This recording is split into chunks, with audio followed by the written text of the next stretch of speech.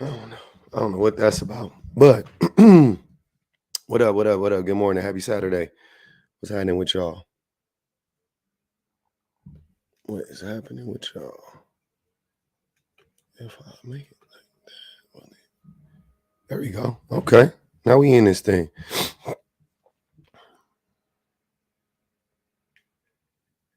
What y'all got going on today? What y'all got going on today?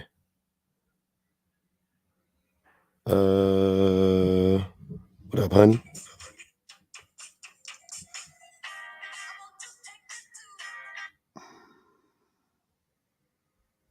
Mm-hmm. Hey, Jacqueline. Y'all seen them Dodgers get that dub last night? It's Lady Two Titties in the city. Shit was crazy. Crazy ass game, man. Fun times. Fun times. It's gonna be good. It's gonna be good. It's gonna be a great series. Finally got notified, honey. I appreciate that. Appreciate that. YouTubes. How y'all doing? What is happening? Some wild shit going on this morning. Hello. Hey, what's going on? I'm good. How about you? I'm good. Do you believe what do you stand with your statement?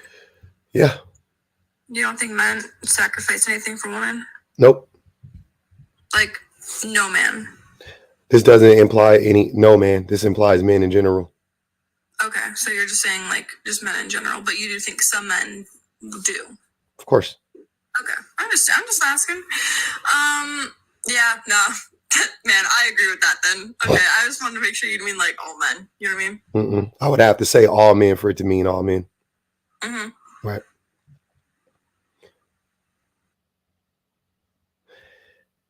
Uh huh.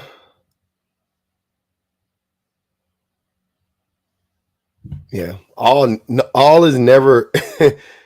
I mean, unless you say we all need to breathe. All is never, ever, ever, ever, ever. Unless it states all. I don't know. Yeah. But at least we got to the bottom of it. I appreciate y'all. Yeah. Of course some men do.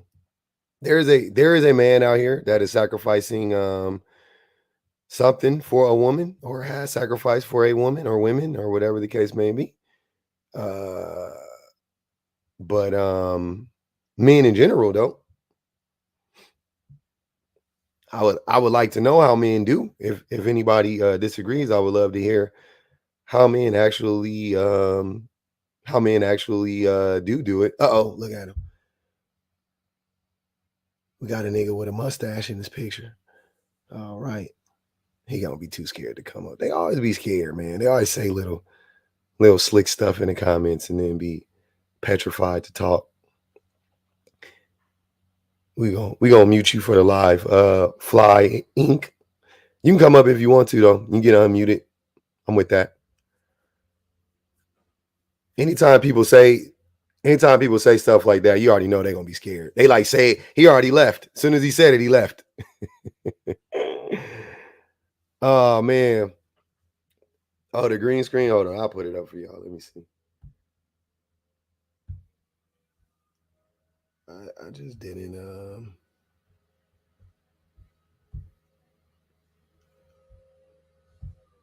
Darcy blows. Nah, he ain't coming up. Why are people scared for this? People are afraid to get to disagree. It's the thing is you would think as often as I do this and as hard as these dudes be going against me, you would think like they would be able to make you would think that they would be able to make like a point at some point in time, but they never do. Why sacrifice when you can compromise? When you can't compromise on everything, baby.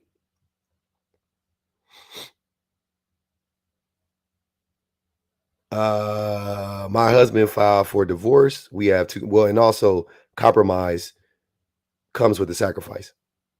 Most times, or a lot, I won't say most times. Definitely a lot of times. A lot of times you have to sacrifice. Compromise and sacrifice aren't mutually exclusive. They both can exist in the same at the same time. Thanks, Elizabeth. Pumpkin said, "My husband filed for divorce. We have a 2-year-old. Skip counseling and or separation. No infidelity. Damn. So what was it? If you don't mind me asking." Mm-hmm.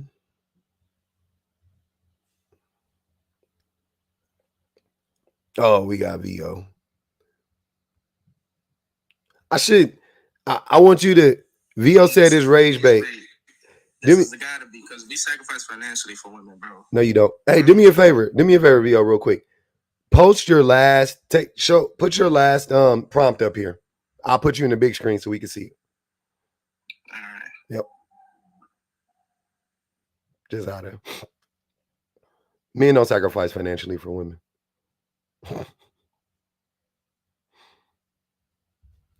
Mm-hmm. I haven't seen this, but let's check it out. It says hetero relationships. You got to read it to us, VO. Hetero relationships can never have egalitarian principles. True or false? Okay. And what's the part on the bottom? Does having wealth and status make women masculine?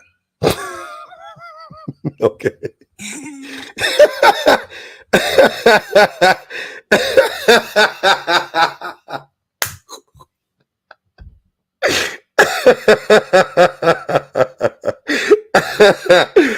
Damn, bro, that shit. Some women agree that it do. They having wealth and status make them more manly. Oh my goodness. The jokes write themselves. I just found it fun because I was like, outrage bait. What are you talking about? The thing that I said is I think verifiably true. Now I don't think that masculinity isn't a real thing, so that's all. That's just weird. And then the first part, what was it? Heterosexual relationships can be egalitarian. You believe it? They can't be. They can't be equal. Like men and women aren't even equal, so the principles in a relationship couldn't be equal. That's why we have gender roles. That's not why we have gender roles. But let me ask you a question. What is the difference between equity and equality?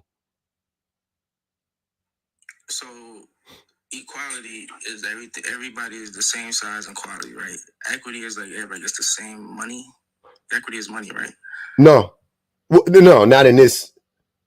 Yeah, I know what you're saying, but not in this context. Yeah, that is a way to use it. Like if you're saying like I got equity in this, I got money, I got like a profit, right? But no, that's not what it would mean. So equality would be like saying like you and me we're the same height, we're the same speed, we're the same, our reach is the same. Me and you are of equal intelligence, we're of equal education, we're the same, you know what I mean? Like it's equal, everything is equal across the board, right? But when you say men and women aren't equal, you're right, because in this society, right, that is built on patriarchal ideals, women are by default inferior to men, right? Not because they can't be on the same level as men, is because society set it up in that way. Same way that black people are inferior to white people in this society, even though we know black people can be just as intelligent, we can be just as successful, if not more. You know what I mean? Like we know that, right? Equity is, yeah, you're 6'3" and I'm 6 foot. You may have look, think about it like this. Did you ever get like I don't know if you know what like RSP is in school. Are you familiar with that? When you get reserved for something? No. RSP, like when they take you out, like when they used to take the students out of class and then they would like read with them, or they would do, they would be like speech therapy, whatever, right? They would do whatever. I wasn't special ed. No, I'm not. That's not special, but whatever. That's not special ed. But I'm saying like did you see people that happen? You know what I mean? Like people get taken out of class or whatever, and I got to go to speech or whatever twice a week. So that I had ESL when I was a kid. There you go. So I was like the only black kid in the class full of Spanish kids. Yeah, there you go. Right? They oh, my wife said it is special ed. Okay. I thought special ed was like you actually had to be in that class, but okay. So yeah, but so that would be like an example of equity because they had to put you in a class so you can learn how to speak English because if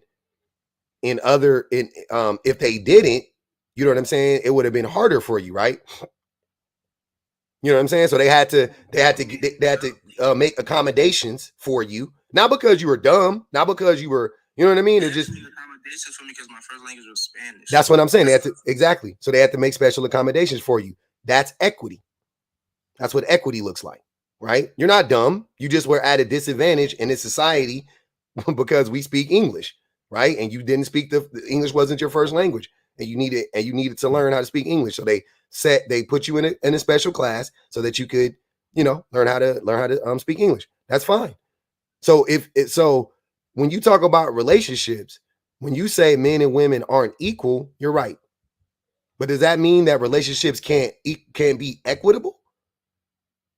No, it can be. We do gotta accommodate each other. Then that is egalitarianism, sir. No, wait, because when I looked up egalitarian, I mean it's equal all the way. How do you get to hold on? Equality, not equity. You're missing equity and then trying to add it to egalitarian. No. You're missing the point. The way you reach equality is through equity. The only way for a person to reach equality is through equity. Because if I'm here and you're here, then and you're here already, then we have to do something to get me to here. Whatever that process is to get me to your level, that's equity. Right? You see what I'm saying? So now you got to help me out a little bit. You got to put me in an ESL class. You got to do. Now we are equal. Now you can speak English like me. Right? I didn't need that class because I was born in this country. I didn't need the class that you took. You see what I'm saying? So back then we weren't equal. And if we were in school at the same time, we wouldn't have been equal at that time when you first came over here because you spoke Spanish and I spoke English. So I would have been more advanced than you in those classes. But they put you in a class so you can get acclimated to speaking the language. And now we're equal. Now we both speak English. Now, do we both speak English to the same level? No, we don't. I understand English better than you still. But just in general, you understand English. You see what I'm saying? So does that mean we're equal across the board just because we share a skill? No, that's what I'm saying. No, it never works like that. That's when equity comes in. There are some things you're better than me at, and if I need accommodations to get on your level, then that is equity. That's egalitarianism. That's what it looks like. That's how it ends up playing itself out. Is by people helping each other so that like you lift me up here, I lift you up there, right? And now we're equal because we weren't on equal terms before. That's all it is. So yeah, relationships A should be egalitarian, and B, of course, they can be egalitarian. It's not natural though. That's your comeback? Is this not natural? Yeah, because naturally the men lead and the women follow. Okay, so now you just I like patriarchy. So we just revert back to stupid talking points. Okay. Yeah, I don't want to be equal to a woman at all. You're not. Most women are more advanced than you. Yeah, that's great. I don't want to be equal to femininity. That doesn't even make sense. Me to be equal to a woman means I'm equal to femininity because women are feminine, correct? No, women aren't. No, women are. What is femininity? I'm not a woman. I wouldn't be able to explain that to you. What? I'm not a woman, but what is the definition of femininity? Not what does it look like to you? What is the definition of it? Attributes that are associated with women. With women. So if a man is equal to a woman, then that means he shares attributes that is associated with femininity. Yeah. That's not a woman. That doesn't mean. Hold on. That's emasculating yourself. That's depriving yourself of your natural being masculine. Yeah, Vio, you're missing the point. Is that not all women are feminine? So just because a woman does something, that doesn't make her feminine. You see what I'm saying? It doesn't matter what she does. I'm saying if a woman, in your mind, if a woman is a boxer, is that feminine? Boxing is masculine sport. Exactly. So just because she does it It doesn't make it feminine. That's what I'm saying. That's not how it works. It would have to be something that is commonly found in women, a trait, an attribute commonly found in women that women exhibit, or whatever the case may be. So let's bring an example. Painting your nails. That's commonly found in women, right? Now it is. Historically, it hasn't been. Historically, men painted their nails. Yeah. So today, so in 2024 today, painting your nails would be considered to be feminine because femininity isn't a real thing. This proves it, right? Because when it initially started, the practice of painting one's fingernails was for men. It was a masculine thing, right? Kings, pharaohs painted their nails, warriors painted their nails. It was very masculine, right? Now in 2024, it is deemed to be feminine, which proves that it's not natural, that femininity or masculinity isn't natural. 100 years ago, pink was a boy's color, right? Now, pink and yellow were boys' colors. Now they're considered to be feminine. You see what I'm saying? In the 40 years ago in the 80s, men were wearing eyeliner, they were wearing blouses, they were wearing boots. They were called they would call it androgynous, right? Because they would look like men and women at the same time, right?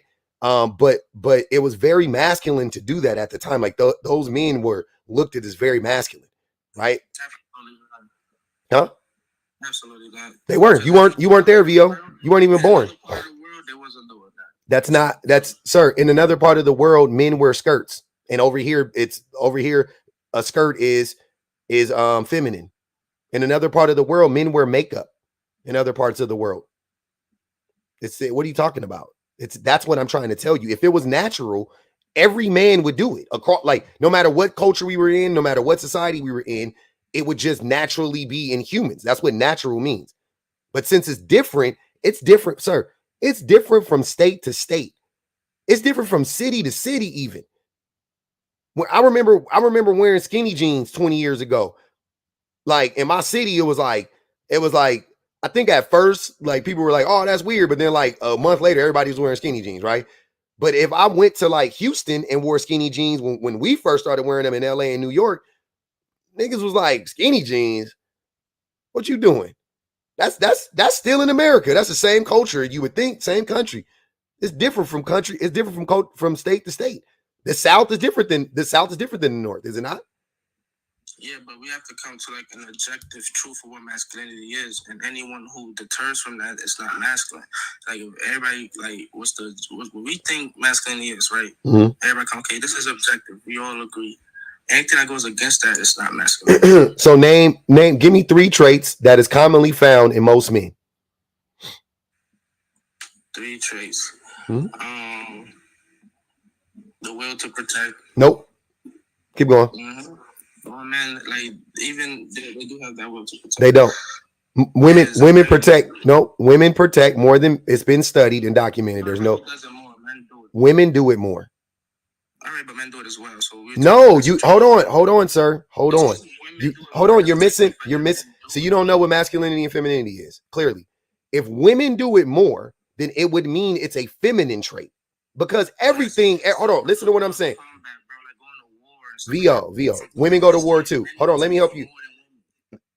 Okay. Let's use that as an example. You said it. Going to war, you can consider to be a masculine thing, right? Cool. Why is that? Because more men go to war than women, historically and currently, right? Does that mean women? Hold on, VO. I'm helping you. Does that mean that femininity? I mean, does that mean that going to war is feminine because some women do it? No. If it's something that the majority of men or something that men dominate or men do way more than women, then that's what makes it masculine, right? Okay, cool. So go back. Being a protector is not masculine because women do it more than men. Going to war isn't, and before you conflate the two, going to war is not about protection. Going to war is especially, I mean, it's about ego, it's about pride, it's about the raping of another culture. It's about a lot of stuff. It ain't about protection though. Period, point blank. So keep going. So it's about protecting land. It's not. Why is America occupying North Syria? So they could extract resources from exactly. Them. So what are you talking about? It's still they trying to assert dominance. But that's part of being in power. You're just making up excuses. So But the thing is, what I meant by that, going to war, right? That's something men should have. That combat. That's something that's a lot, right? So you said what? That's something that's what? Like combat skill, like being able to go to war and stuff like that. I wanted to say protect, but you wanted to flip it and say women protect more. But like They do protect more. Combat, some having combat. That's for men. What else? And also, Vio, you can't be the protectors and the predators at the same time. You can be. You can't. That's stupid. How you gonna say the government's stupid? The who? That's what they do. The government, you gonna say they stupid? Yeah, I say it every day. Yeah, they are. But if the government, They're not stupid. They're sick. There's a difference. They're actually genius, but they're sick. But then the government disproves your claim that you can't be the protector and a predator. No, it doesn't disprove the government proves it. Some of the police officers are both. So it's like the police officers aren't. As an institution, they're not. They are the predators. They don't protect people. They hurt more people, sir. If you hurt more people than you help, you're not the protector. But they're both. That's what I'm trying to tell you. You can't be both. It's not about being perfect, Vo. Like if the police, if you flip their numbers, if they protected 90% of people and only harmed 10, then I would be like, yes, they're protectors, right? But but really, it's flipped around. They. You said what? You protected me before, so I know they don't protect us. So what? So this is a personal thing for you? You sound like Lil Wayne. It's the fact that you just said you can't be the protectors and the predators, and I just showed you can't. I'm talking about the group, not that police officer. I'm saying as a group. You're talking about men as a group, police as a group, the government as a group, as a whole. You can't be both. But you can, though. Sir, Vio, I'm not going to go around in circles with you. You can't. I don't know what you're saying, it's dumb. You say you can't, that means it's not possible. It's not possible. You can't be the protector and the predator. It's impossible. It's impossible. It's impossible. It's impossible. They can't. One cancels out the other one, and the predator cancels out the protector. If your father is abusing you, right? He's not your protector. Even if he protects you from somebody else, he's not your protector. He's abusing you. Even if he protected you from somebody else, he's your abuser. You see what I'm saying? He's your abuser. He's not your protector. No matter if he protected you from a person or a dog or whatever the fuck, he's your abuser. That's being ungrateful to the fact that they do protect you, though. Say what? That's being ungrateful to the fact that they do protect you. Ungrateful? What? Yes, I'm not thanking you for protecting me, and you're my fucking abuser. Yeah, that sounds like you got some growing up to do, man. I got some growing up to do.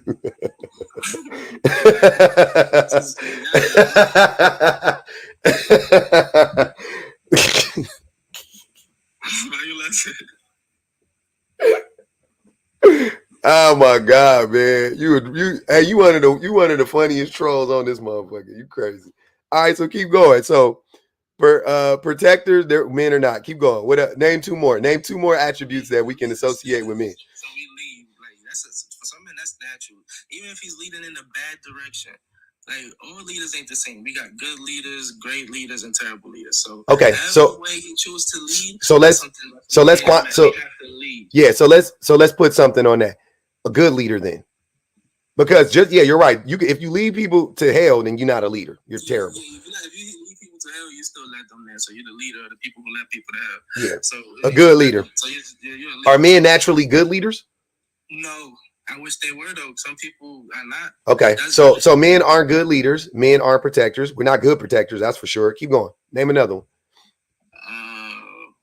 Last one is.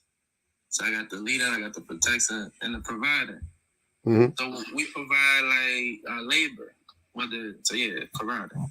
We provide our labor to whom? And what we make from our labor. We provide our labor and the fruits of our labor. Yeah. Yeah, women do more labor than men though, so that wouldn't be a masculine trait. It's a gender war thing. You're missing. Hold on. You missed the whole premise. You missed the whole. I already explained this to you. Hold on, brother. Hold on, Vio. I thought it was clear how this works. If women do the thing more than men, because men and women work, right?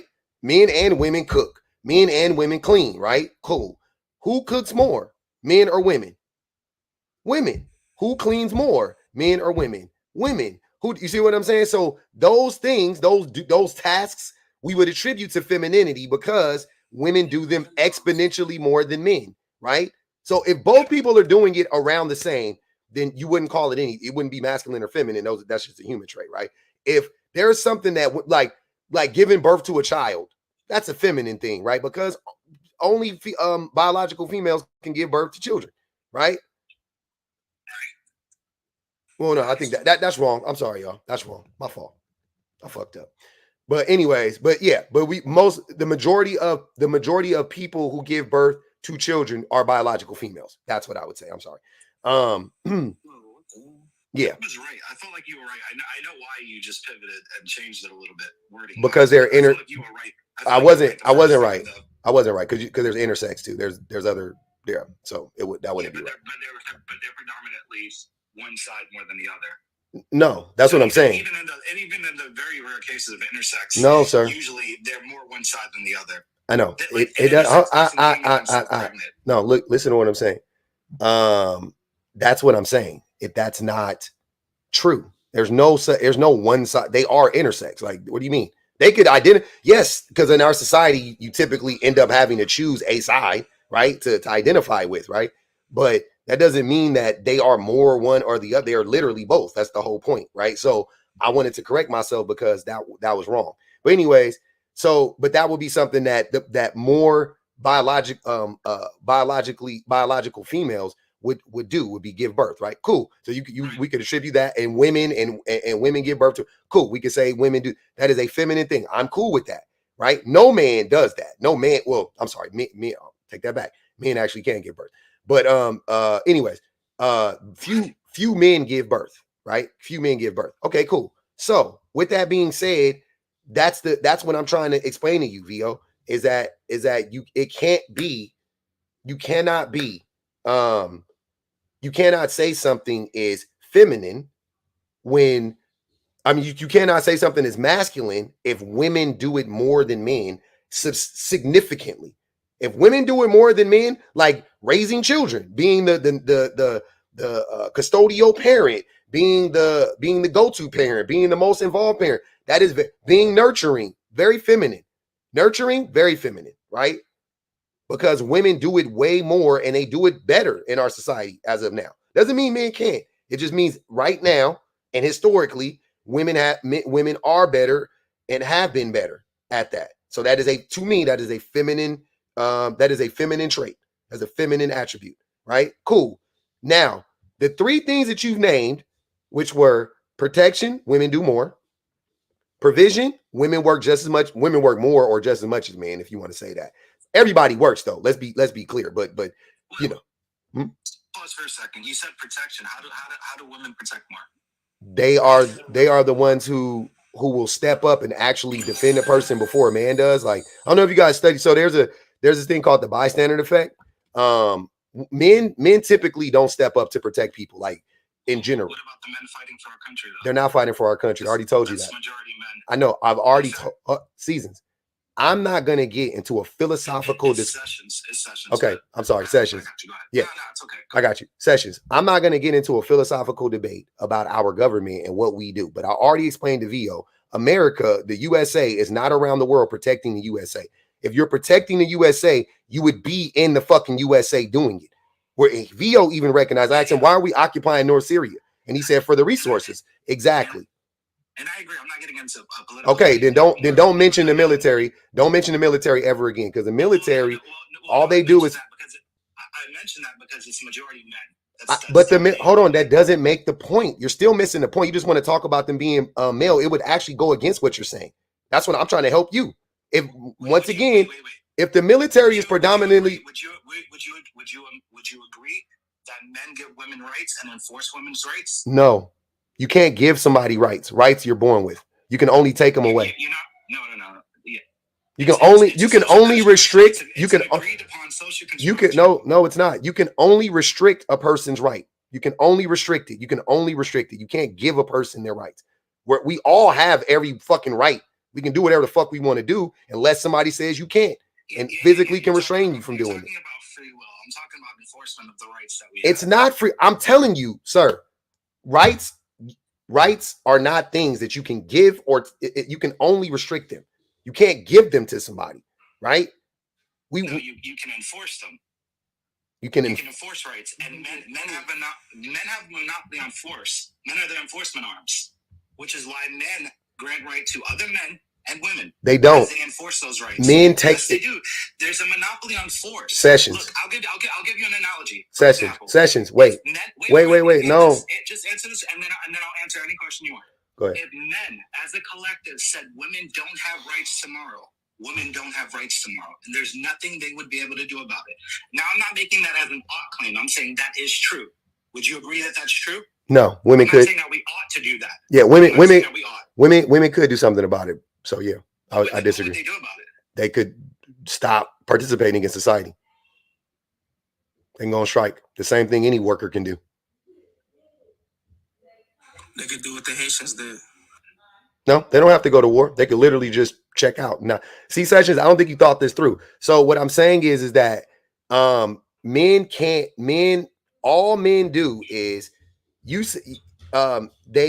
women had the right to move around freely in the world because who said they couldn't, right?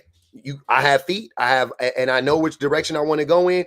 I can go over there if I want to. Men came and said, nah, you can't. You got to stay over here. So they took that right away from them.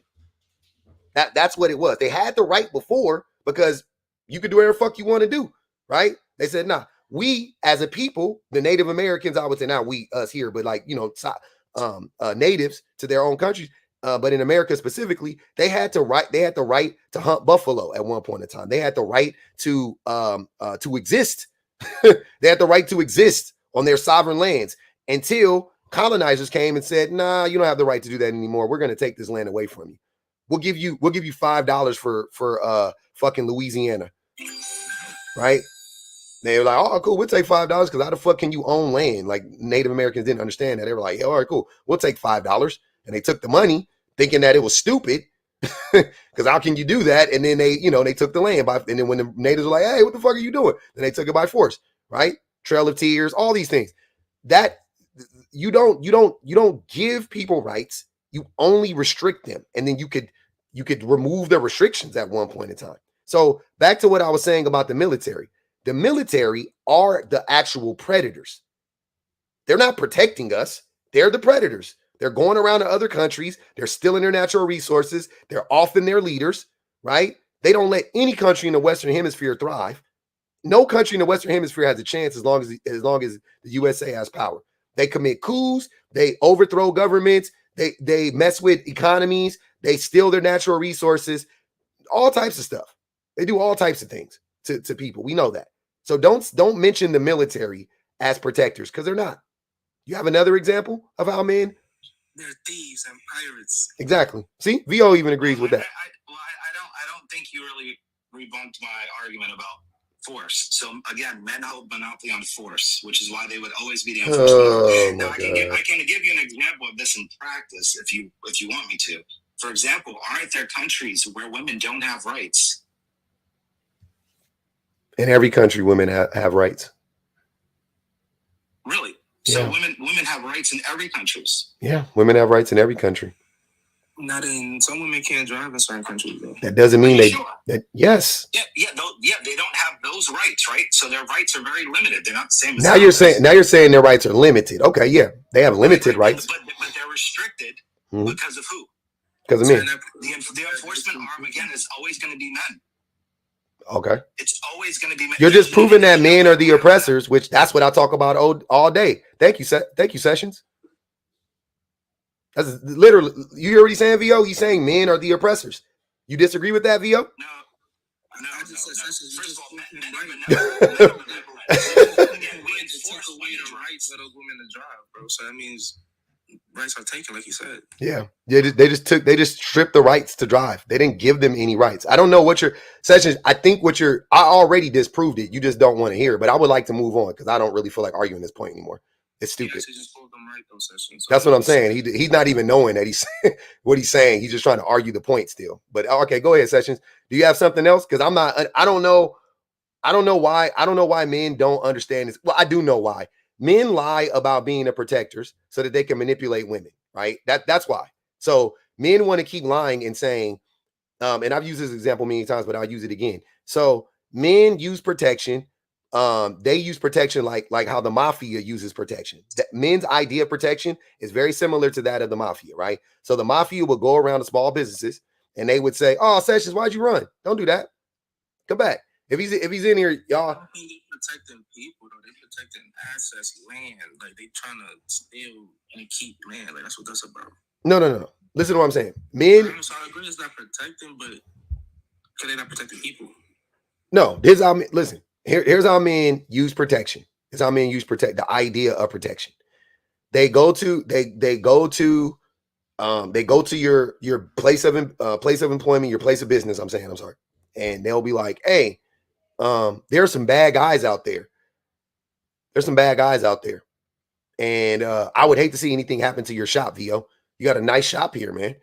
You're doing good work, man. Right? It would be a shame if somebody burned it down. It'd be a shame if somebody came in and busted out all the windows. It would be a shame." And then you start to get the picture like, oh, yeah, he's gonna do it. He's gonna be the one to bust out my windows. And then the mafia goes, "Yeah, I mean, shit, for a small fee of 10% of everything you bring in every week, I'll protect your business and make sure nothing ever happens to it."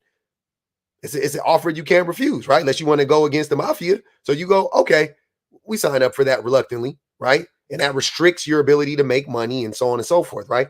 That's what women, that's the deal that women have to make with men every day. They have to negotiate that deal every day with men. I can see that. If I can put myself in their shoes, I see that.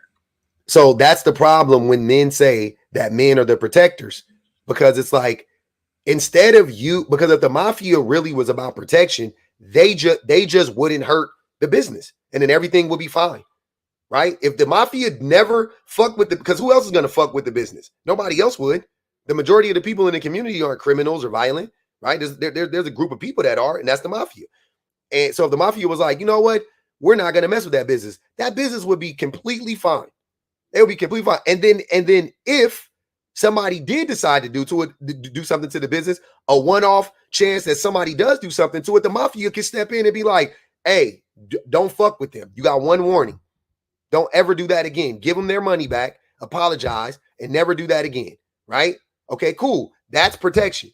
That's how you protect. You yourself don't harm that group of people. And if somebody does try to, you actually stop them. That way, it's almost nobody will ever fuck with anybody. Instead, you and I know that men are the predators, but instead of you talking to men and telling them, "Hey, men, you need to stop being predatory against everybody, even men, women, children, whoever," you tell the women, "Oh, you need to accept men in your life because you need a protector." So you're using it just like the mafia. Like you said, you're extorting women. Yeah, it sounds bad, but there's a way for women to work in their favor. Like, even a predator could be domesticated if you give it enough love and treats. It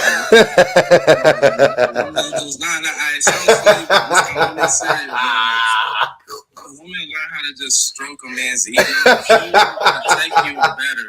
He will definitely protect you better. He's like, he can't leave you protect you. You stroke his ego. You make him feel like a man. You know what I'm saying?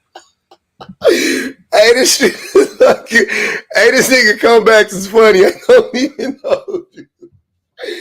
He just saying anything, dude. This shit is crazy. You got to stroke a man's ego just to survive? That's crazy. What? Yeah, so you don't be so violent, you know? Nah, bro. That's crazy. I can't let that's so crazy, bro. That's crazy. The Brass Doll said Leo's mentality is that of most men. Be grateful. Oh, Vio. Vio's mentality is that of most men. Be grateful for any little good deed because I could really be much worse. Exactly.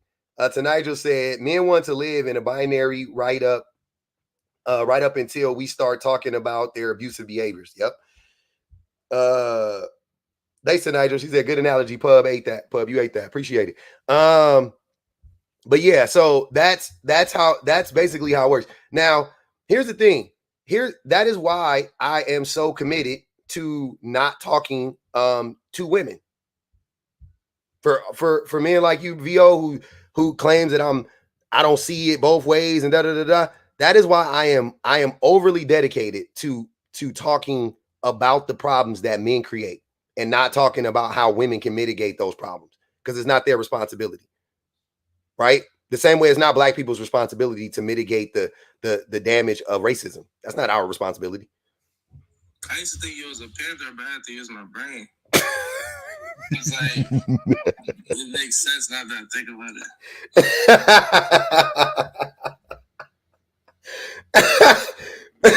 it. Why is this shit so funny? Damn it. Why is this shit so funny today, man? This shit is crazy.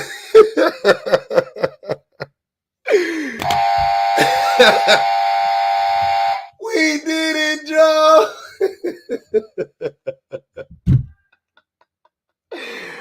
Oh my God. Now, I don't know, VO. I'm not gonna hold you.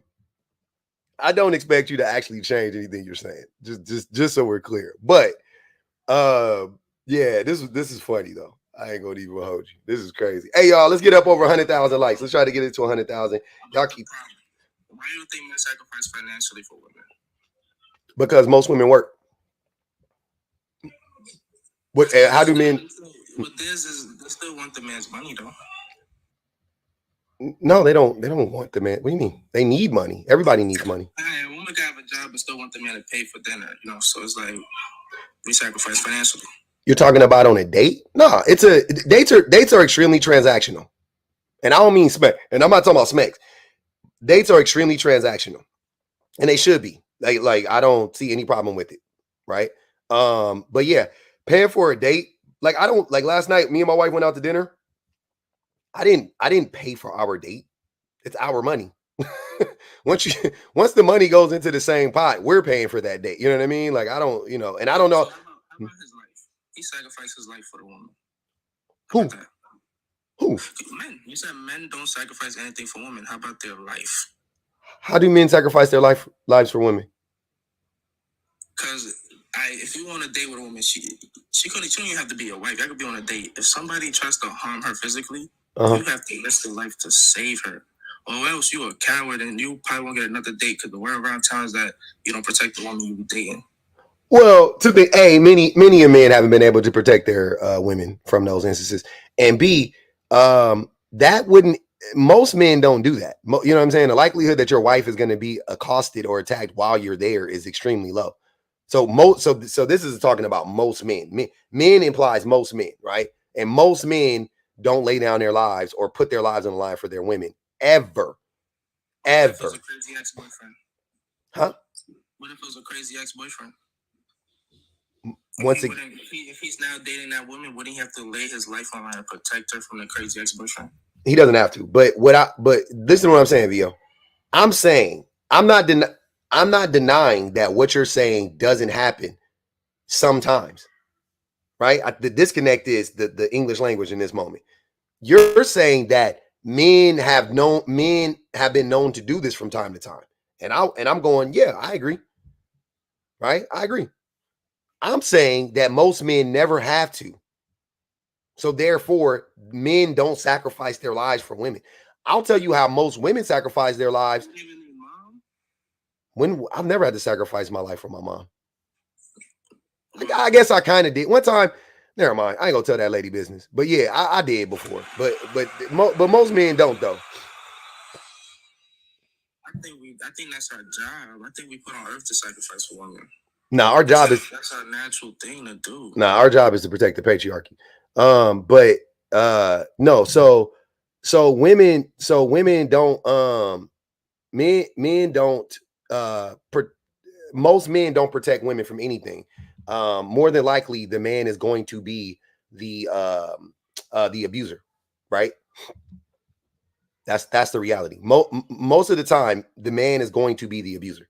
in that situation. So what I'm saying is, if a woman is ever going to befall harm, right, it is going to be at the hands of the man that's closest to her, whether it be her father, her uncle, her brother, her boyfriend, her husband, her neighbor, her male co-worker, whatever the case may be. The majority of the time, it's going to be a man that she knows. It ain't going to be some complete stranger on the street. So that's what goes back to what I was saying, how men can't be the protectors. A man is gonna take her. No. Nobody's gonna save her. That's the point. Most of the time, these women they just get abused, and they get you know what I mean.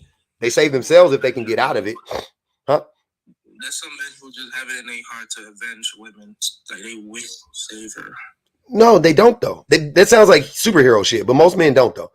And most, if you go look up, superhero man, like really will risk his life to go save a woman from. But Vio, we keep going around in circles. It's not most men. I'm not arguing with you that some men don't feel like you. Why are we arguing for the 1% of men? I don't care. I'm talking about most men. So most men, huh? Most men sacrifice everything for women. They don't. You haven't proved. You just said that. What have they proven? They don't sacrifice their lives. They don't sacrifice their money. What do they sacrifice? Everything. Just being with a woman is a sacrifice. How? Because that's what love is. Nigga, what? Love is a sacrifice. This nigga think he's spitting. Okay. You just don't understand me, bro. Love is a sacrifice. Sir, you think... Oh, my God. Public. Go ahead. You got children, public? What'd you say, Vio? Hold on. Wait. What'd you say, Vio? Yeah. Do you have children? Yeah, I got kids, of course. All right. You sacrifice for your kids, yes or no? Do I sacrifice for my kids? Yes. Because you love them, correct? Yeah. Well, more than that. They're my response. No. But part of sacrifice is part of love. Like no, I don't sacrifice for my kids because I love them. I sacrifice for them. I mean, that's a part of it, but the main reason I sacrifice for them is because they didn't ask to be here.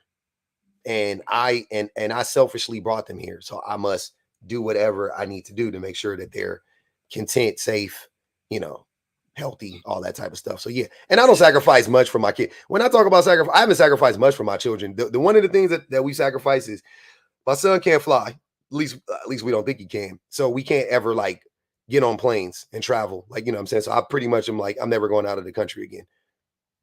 Small sacrifice. I don't care. I'll rest easy at night.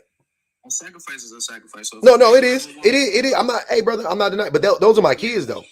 Yeah, but if a man love a woman. But wait, no. But why are you conflating? Why are you conflating children with women? Like I said, my wife is an adult. She is not my responsibility. So you don't sacrifice for your wife? No, I've never had to. What have I had to sacrifice for her? You sacrificed a lot to be with your wife. No, I didn't.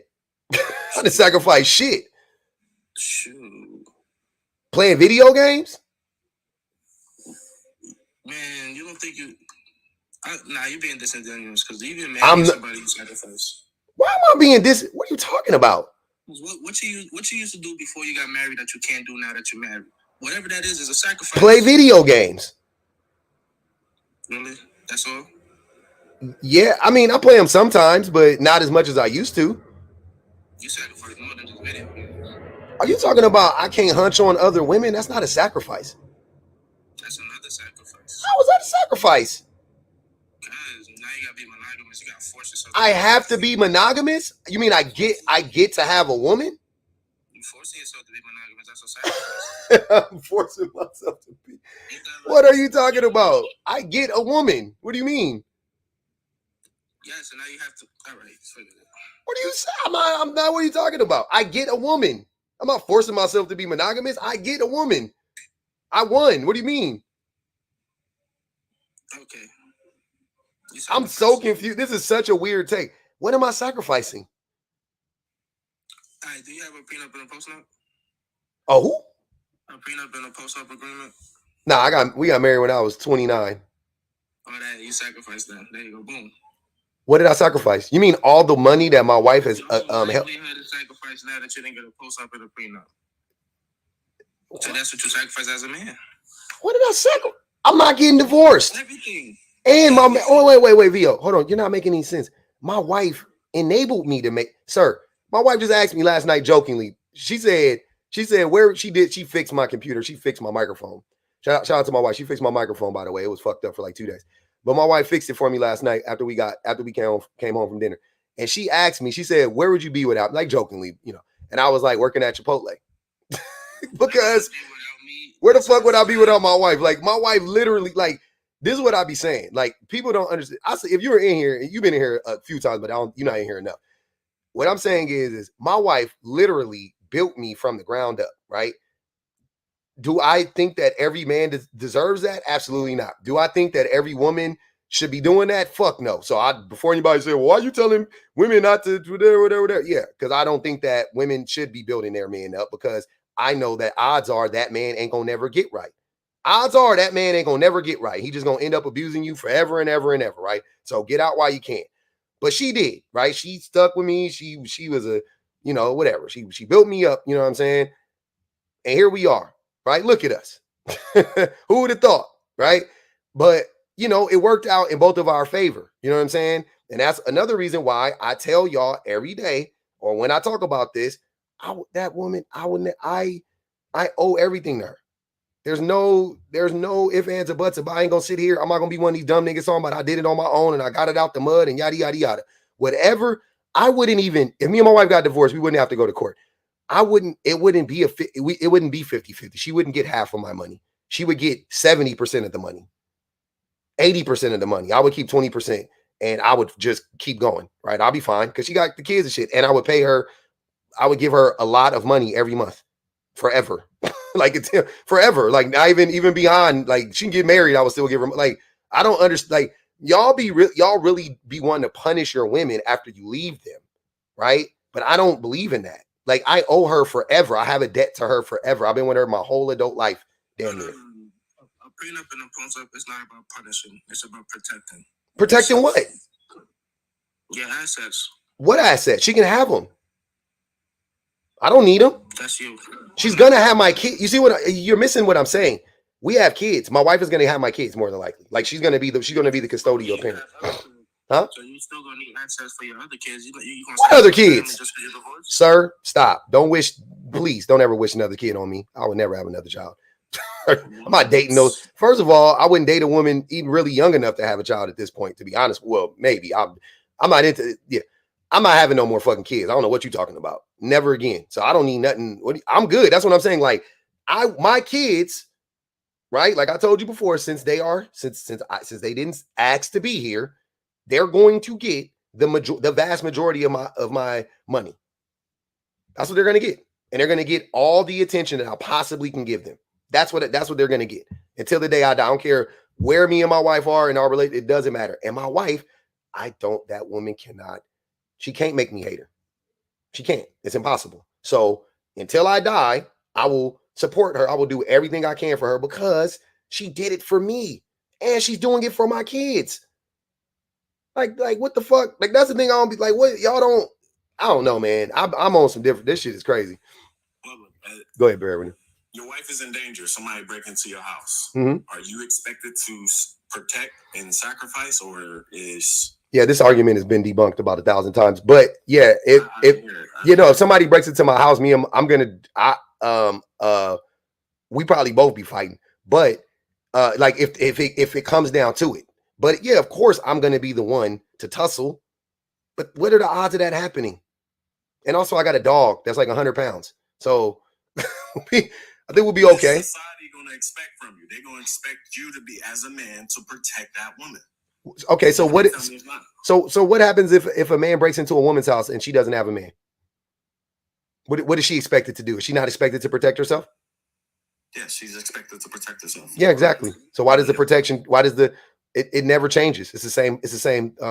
It's the same process. What changes it is a man is now in the home with her in that equation. If he's not the attacker himself. If 3 dudes break into your home, what the fuck are you gonna do? Get shot? Yes. For your wife, yes. No, I'm not. I'm saying you just gonna get pew. You ain't even for your wife. You just gonna get pew. You try to be Rambo. See, I don't think I'm RoboCop. I have dodged literally many bullets in my lifetime, right? Too many for my liking, too many for my taste, right? I've had too many pews in my head. I've been Too many times. Way too many times, right? And I ain't saying it was dozens of times. I'm saying it's been a handful of times that I've had literal butts of, barrels of gun pew-pews in my brain. It's been times when people had just, I don't even want to think about that shit. I'm good, bro. Like, I don't need to be RoboCop. I'm getting my family up. We breaking out the window. We jumping out the fucking window. If we can't get out the window, if I could talk to them, if I could slow them down and my wife could get out of the house, then so be it. But if we got to tussle and ain't no way out, my wife gonna help me tussle. Nigga, she ain't about to sit there and just hold the kids. She gonna tell the kids, get in the closet, lay down, and we gonna both go downstairs and tussle. Because we probably gonna both end up getting unalived anyway. I'm a little different. I think that's my natural road to lay my life on for my wife and kids. So. You don't have a wife and kids, sir. If you had a wife and kids, you would understand that your wife be just as litty as you are when it comes to protecting them babies. Legal wife, it's not on paper. You said what? I got a wife though, bro. No, you don't.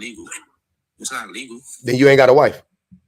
You don't get to say you got a wife and it ain't. Why I gotta pay a fee? And why I gotta pay a fee and go through a process, but you get to just claim you got a wife? Fuck out of here. Nah. Put it on paper, baby, or it ain't real. Religiously don't count. I do want to get married. You ain't married. Wait. I told her we gotta Time out. Breadwinner. You not married? You don't got white man paperwork? No. Stop calling that woman your wife. 10 lashings to both you Negroes. Listen, I told my woman, I'm sick of you niggas. I'm sick of you Negroes. What are y'all talking about? What are y'all doing? Why black men? Why y'all see what I'm? Hold on. What is the reason? What is the reason you not married? My reason is she has to sign a prenup with a post. That's my Okay, so you're not willing to. Okay, so you're not willing to sacrifice shit. Keep going, breadwinner. Keep going. Why you not married, breadwinner? My reason is we are going through the fiance visa process. So okay. A lot of y'all assume in the comments my wife is already here. She's not. Gotcha. She's still over in Africa. Gotcha. So we doing the fiance visa because the fiance visa actually takes a 3 months shorter time than the actual marriage visa. So okay. Either way, we gonna. But when she get over here, you gonna get married. Already. Okay. So. Yeah, but stop calling her your wife in the meantime, though. I don't like that. I don't like that you do that. I don't like that you do that. I ain't gonna even hold you. So that piece of paper don't mean that piece of paper is everything. That's your opinion, though. That's your It's opinion. not my opinion. It is. That's what it is. I'm tired of y'all playing these Stop playing these games, bro. Get married or don't. Stop playing these games. Stop gaslighting her and me. You might be able to gaslight her and tell her, "Oh, we married under the eyes of the Lord" or whatever. Hey, hold on, VO. Hold on, VO. That's not. Time out. Neither one of you guys know the history of marriage. Don't do that. Secondly, I gotta tell you something. From the bottom of my heart.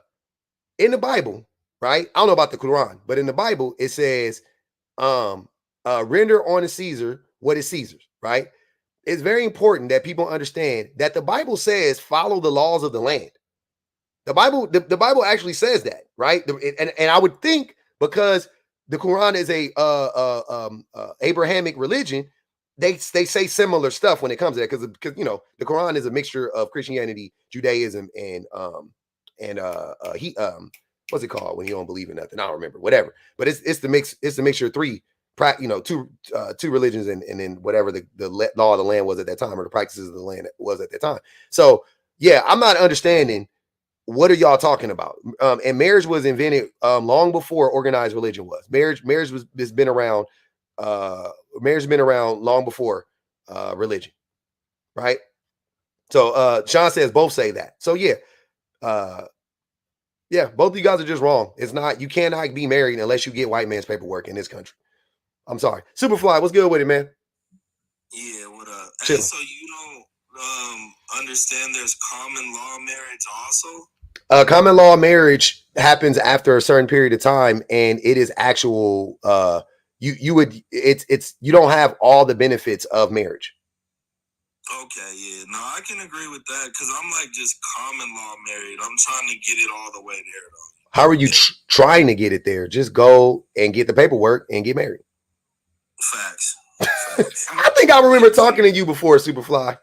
Yeah, no, it was a long time ago. I remember talking to you about getting married, and you was doing that whole roundabout, like, oh no, if I want to get married, I'm gonna look into that. And I was like, nigga, just get married.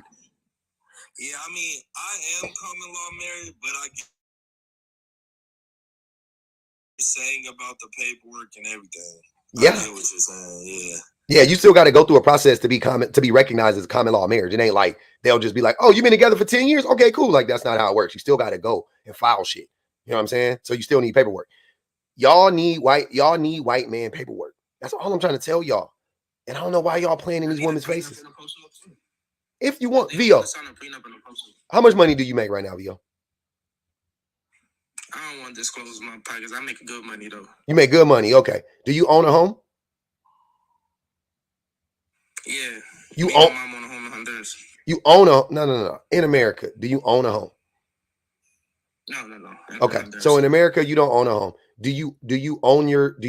What assets do you have? What's my assets? I have a lot of assets that I bought. Like what? But look, this is No. Name an asset. What do you have? I want to say something. I know what you're trying to do. Come on, Vio. You know what's a post-up, right? That's for things that I acquired during the marriage. So prenup is just what I got now. It doesn't matter if I don't got much now. I'm gonna acquire more, so I need a post-up to protect me. That's Yeah. E. Marie said this dude thinks Scott Pilgrim fighting her 7 evil exes sounds more like possession and pride than protection. To be honest, yeah. Men love talking about protecting women, but they be protecting their ego and their pride most of the time. Go ahead, Superfly. You wanted to say something else, brother? Oh, well, nah, and because there's no contention until I hear something I contend with. But my thing is, men don't sacrifice anything for women. That's good. So I guess we just have it good, huh? We ain't got to sacrifice nothing for them. Yeah, you won't even get married. You won't even get married to your woman. What are you sacrificing? Yeah, no, I think you're right. I think I'm not sacrificing anything. And I'm going to have a discussion with my common law so-called wife tonight. And we'll see where we get. But I guess we don't have to sacrifice anything. We have it good.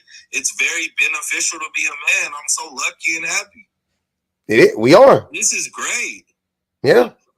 All you gotta worry about is other men now. Well, no, what about other men?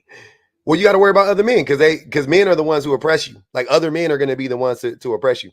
Oh yeah, no, you're right. Nah, see, I have no contention if I agree because like facts are facts to me, and I'm just lucky to be a man. I hit the genetic lottery. This is beautiful. Yeah. How are you? I would like to know, how are you not lucky in this society? I can't even think of anything. I'm just happy. This is great. Mm-hmm. It's wild. It's weird being facetious, but not actually being able to articulate how you're not lucky as a man. Like you're just saying it like, yeah, you could be as bitter as you want to be, but your bitterness is a choice. It ain't because you're a man. It's because you're just a bitter ass nigga. You know what I'm saying? Like if you mad about something, you just mad. That's your fault. Like get over it. You know what I'm saying? Like none of it stems from you being a man though. That's the point. So you name your biggest issue. I guarantee you it's probably caused by a man. You dig what I'm saying? It ain't because you are a man though. Yeah, I know. I actually agree with you, and I'm not being sarcastic. I'm not being funny or nothing. Like on this point, I agree with you. And if I disagreed, I would definitely state it. I do think I hit the genetic lottery, and I don't have to sacrifice anything for a woman. Yeah, that shit is crazy. But Pablo, let me ask you this. Can I read this real quick, Brad? I got you right now. Vo E said Vo ain't got shit, and Brad got a mail order bride. Shaking my head. I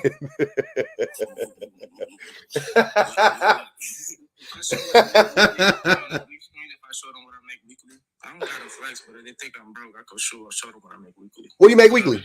Just tell us. You ain't got to show us. What you make weekly? I can show you better than I can tell you. I got receipts. Because if I say it, they're gonna think I'm lying. I believe you if you say it. I believe you. You ain't got to show me shit. You ain't got to prove none of these. You ain't got to prove none of these people. I mean, if you say it, you say it. I believe you. Go ahead, Brad. No, I was going to ask you, do you think, I don't want to get off the subject, but do you think it's kind of related to what you've been talking about? Do you think it is harder being a man or a woman? A woman by far. Even in nature, it's harder being a woman. Like even without any of the social constructs, it's harder being a woman. Right? Because having children, because one thing is having children. So like even let's say everything else was equal, right? Let's say everything else was equal. Having kids trumps anything. Trumps anything that men go through. Anything. Having periods. Yeah, facts. I agree with the monthly cycle thing. It's way harder. Yeah, that shit is brutal. So having a cycle, having kids, eek.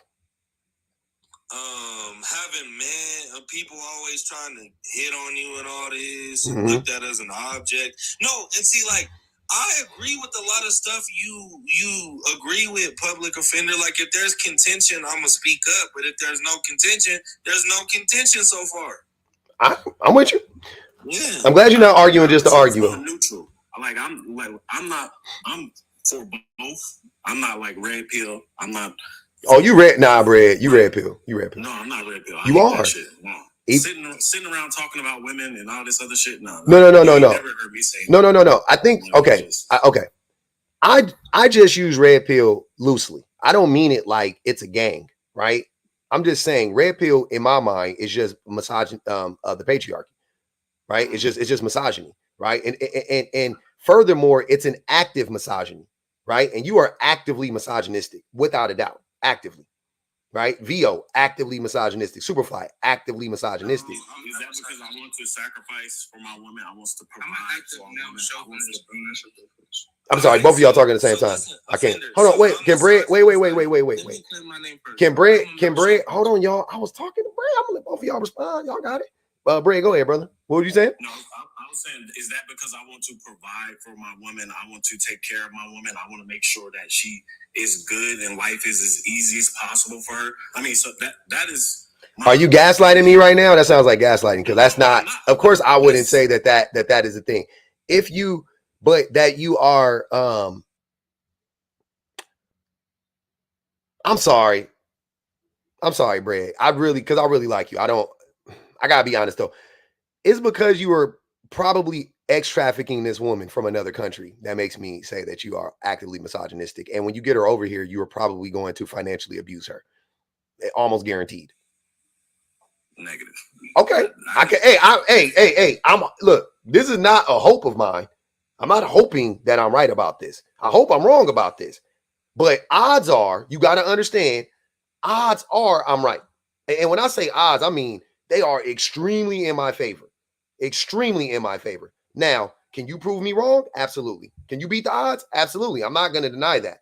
But I'm just saying that as of right now, you taking a 23-year-old woman and you being 9 years her senior from her native country to bring her to a country where she will not have much family, not much community, if any, and not really be able to make any money, and you're going to be the sole provider for her. And the way that I've heard you speak about women in general, I'm almost 1,000% sure that you are going to financially abuse this woman. I haven't talked about women in general. Could you believe in gender roles? You did it to your last wife, your last girl. And I also, I'm sorry. That last relationship, when I got a paycheck, I gave her my whole paycheck. I didn't hold back anything. I don't even see no reason for me to have money other than taking care of my wife and my children.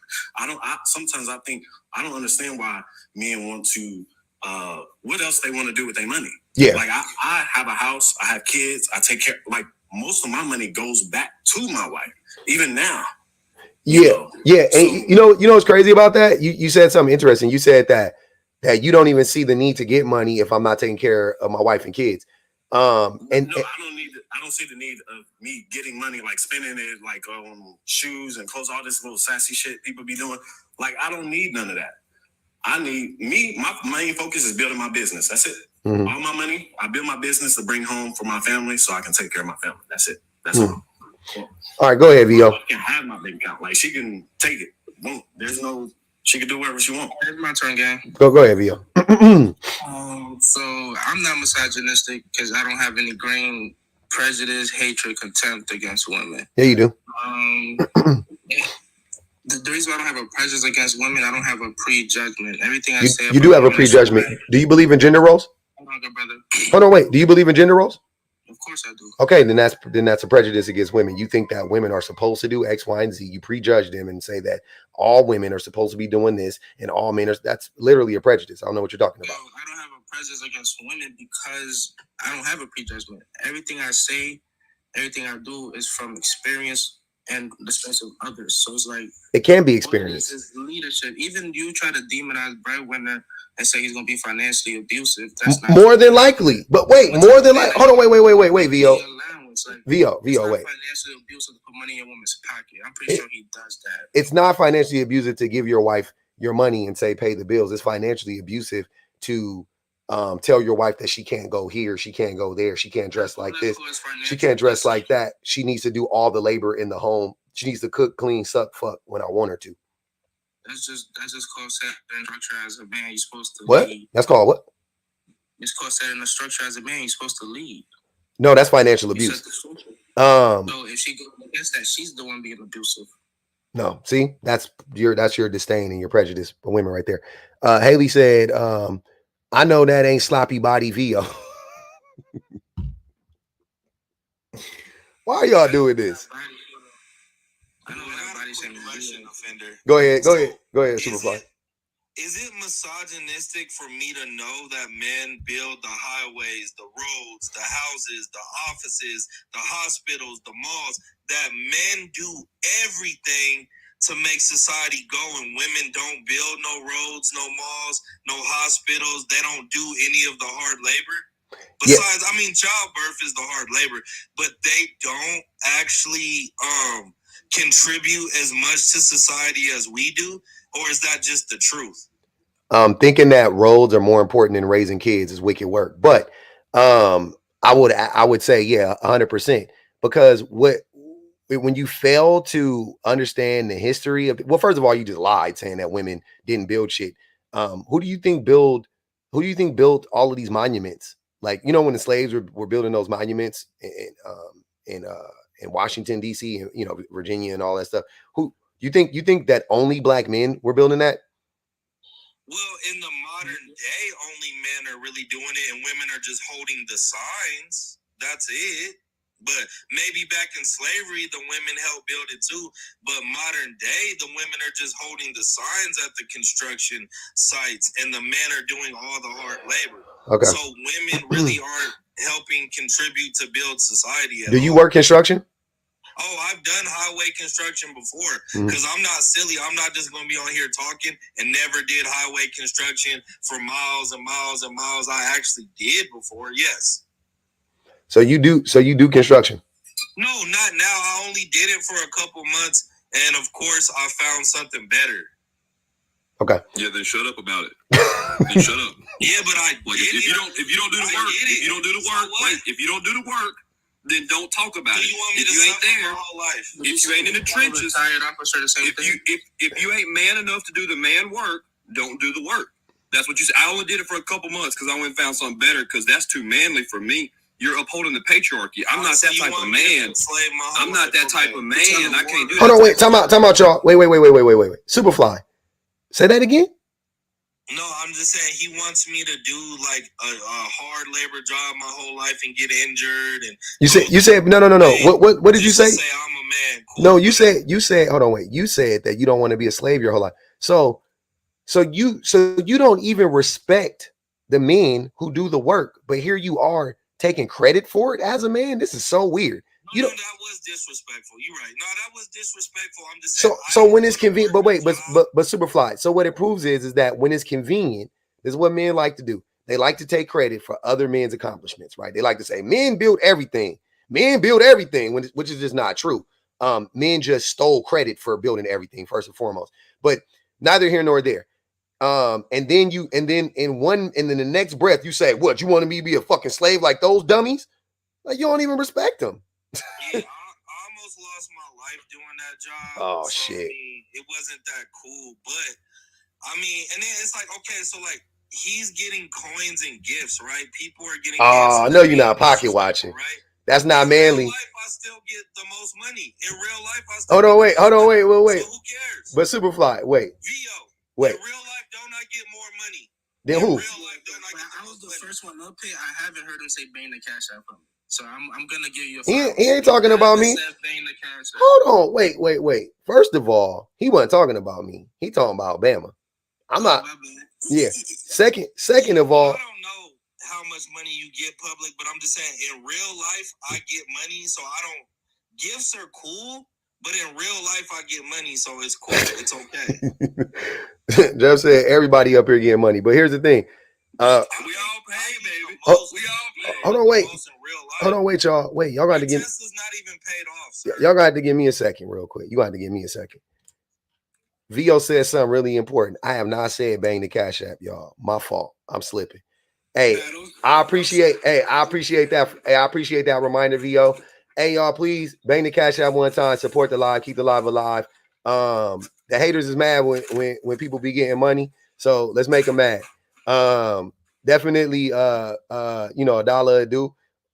Maybe $2. I don't know. Whatever y'all want to do, man. I appreciate y'all in the super chats over here on YouTube as well. We got 330 people on the YouTube, 365 in Tiki Tacs. You know what I'm saying? So we doing the thing. We over 100,000 likes, man. Continue to share the live. Definitely subscribe if you can. But yeah, man. Support the live though. Yeah, I would never understand pocket watching. I think that is one of the most masculine things. See, y'all want to know something that's masculine? Pocket watching is very masculine. Women don't pocket watch like men do. You know what I'm saying? Like women have never shamed me for getting money. I've never had a woman shame me for getting money my whole entire life. I'm 42 years old. I've been working since I was 16. I haven't had one woman shame me for getting money.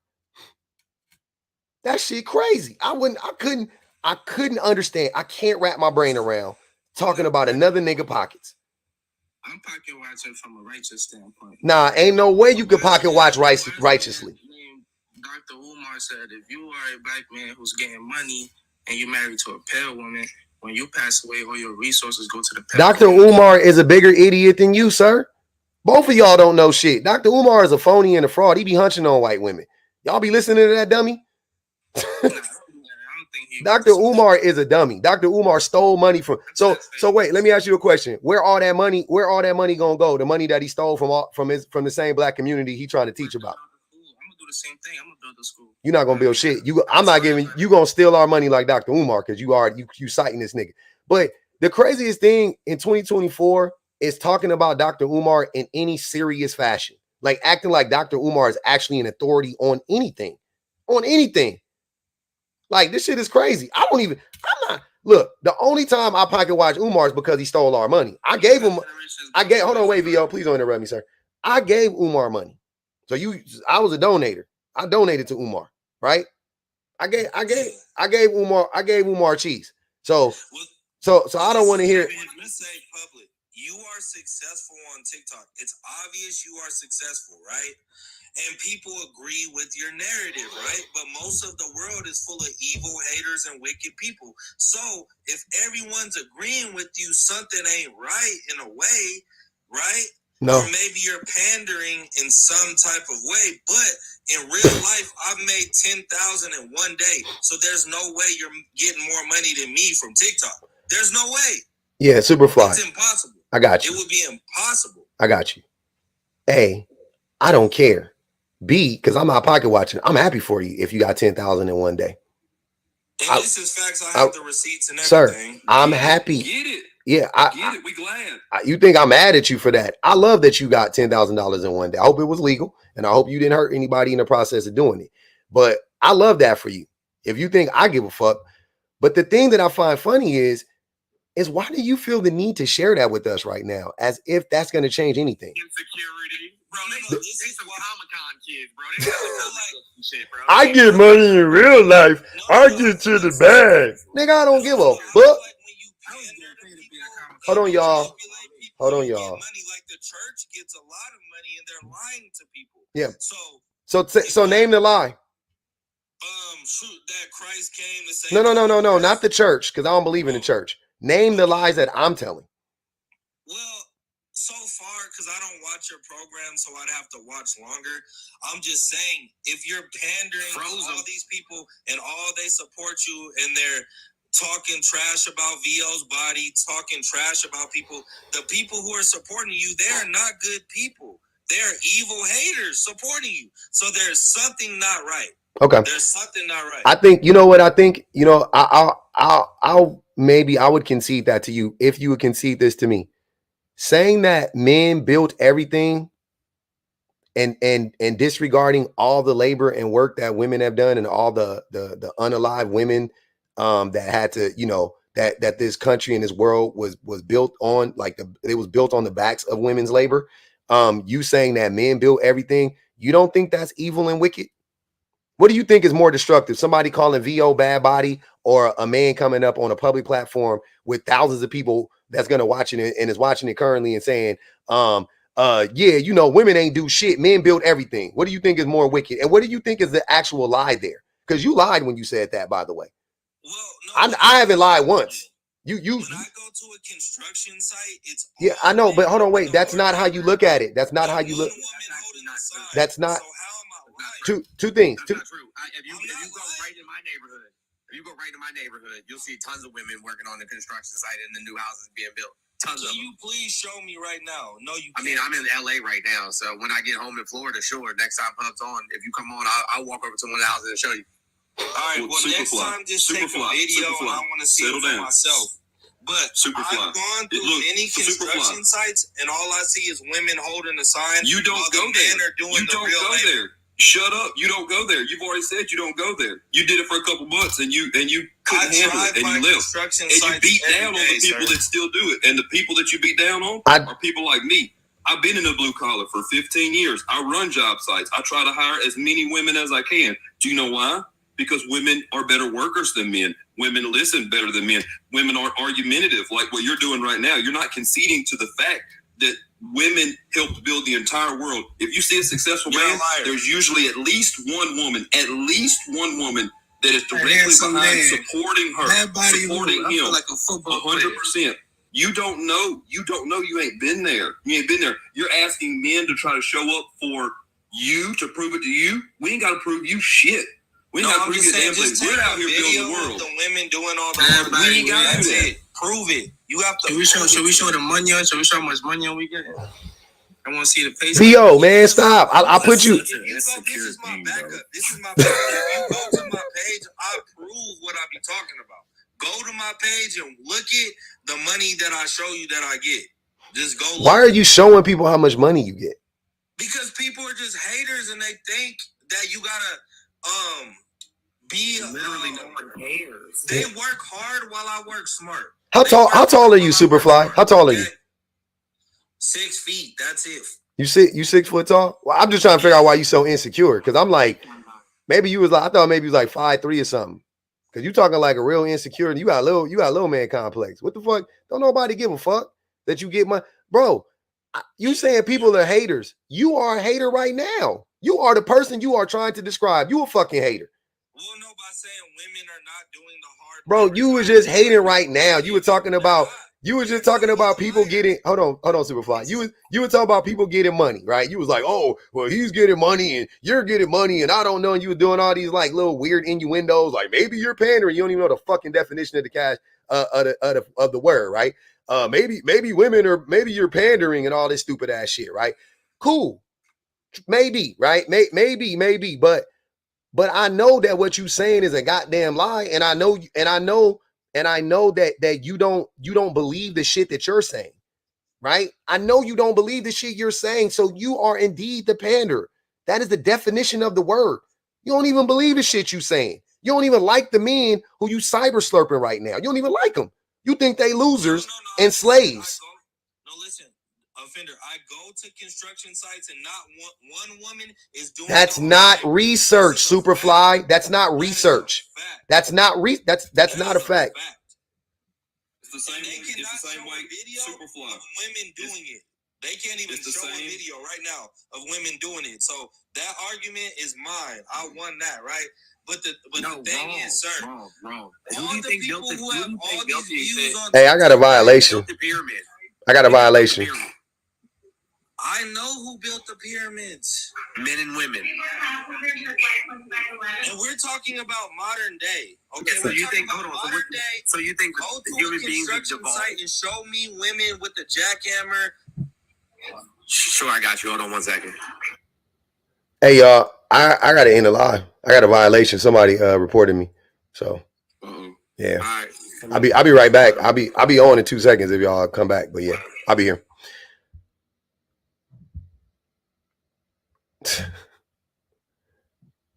Got a goddamn violation, y'all. Damn it.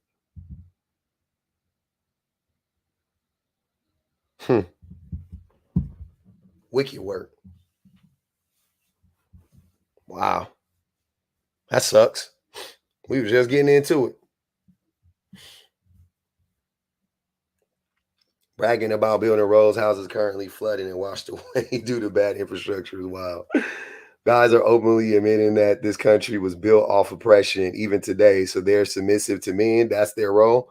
That is, they don't care. People make more money bashing black women online. They do. They do, Miss Chrissy, baby. That's the thing I don't be understanding. I'm like, if I could have chosen any lane, if I was just like, I'm just going to make money, I would have chose that lane. I was already misogynistic. Why not just, you know what I'm saying? The dudes on the misogynistic side, they don't have to be educated. They don't have to be well spoken. They don't have to be well spoken. They don't, you know what I'm saying? Like they could get bare minimum. I mean, like, it's crazy. They get away with saying anything, right? But you come over here, you gotta say something. You gotta have something.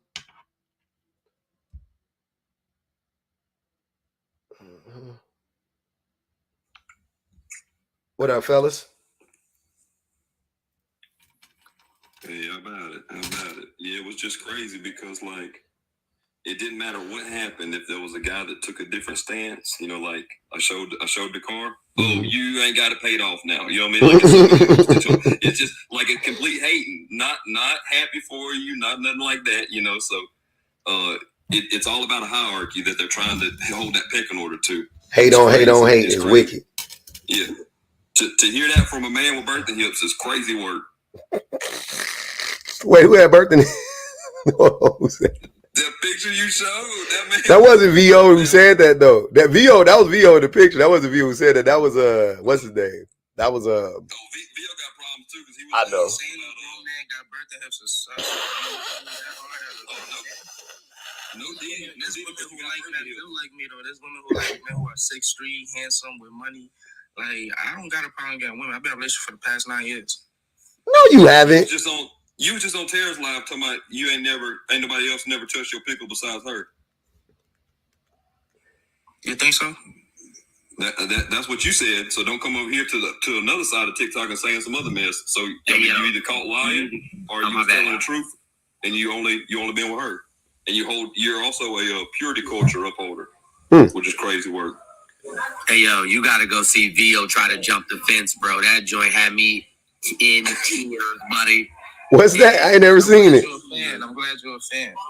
That joint was hilarious. We about to make 9 years real soon. You feel me?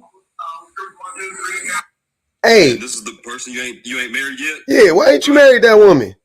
She's not trying to sign a prenup. If she signed a prenup, we'll be married. You are broke. You ain't got no job, Tommy. Sign it. And the post up. You gotta sign the post up is for when I, I'm gonna start business in Honduras soon. Hey, TikTok is wicked because TikTok got broke niggas thinking sir, you wasted money on a lawyer to get a prenup written up, or you printed it off of motherfucking what site you go to? You chat GPT the fuck out of that contract. That's all you gonna have is a prenup. You ain't even get. You ain't got that motherfucking notarized or nothing. You just bought. Oh my god, bro! Don't worry about it. This shit is crazy, fam. What you doing, bro? What you doing, VO? I'm protecting myself because you never know what a woman would do. So you don't like her like that? You think you don't? Wait. What do you think is most likely to happen? You think that woman? Who do you think is most likely to, I guess, abuse the person in a relationship? You or her? Her, because of her background. Her background. Her background? I don't even want to get into it, man. Her background. Is she what was she in the military? I'm from a different culture. I'm Garifuna. She Black American. So because of her background, she most likely abused me. Oh, you anti-black. No, I'm not, bro. He anti-black. Hey, he anti-black. That nigga said Black American. Why don't you leave him alone then? Why don't you leave American black women alone then? These dudes be saying I'm obsessed with her. You ain't that damn obsessed because you're worried about what she gonna do to you. Why y'all be saying this type of shit, man? What are you talking You not about? Black American, Leo? I just told you I'm Garifuna. He not Black American now. He think he better. Why y'all be doing that to me? Everybody be jealous and mad at me. I do clean Jealous? Jealous?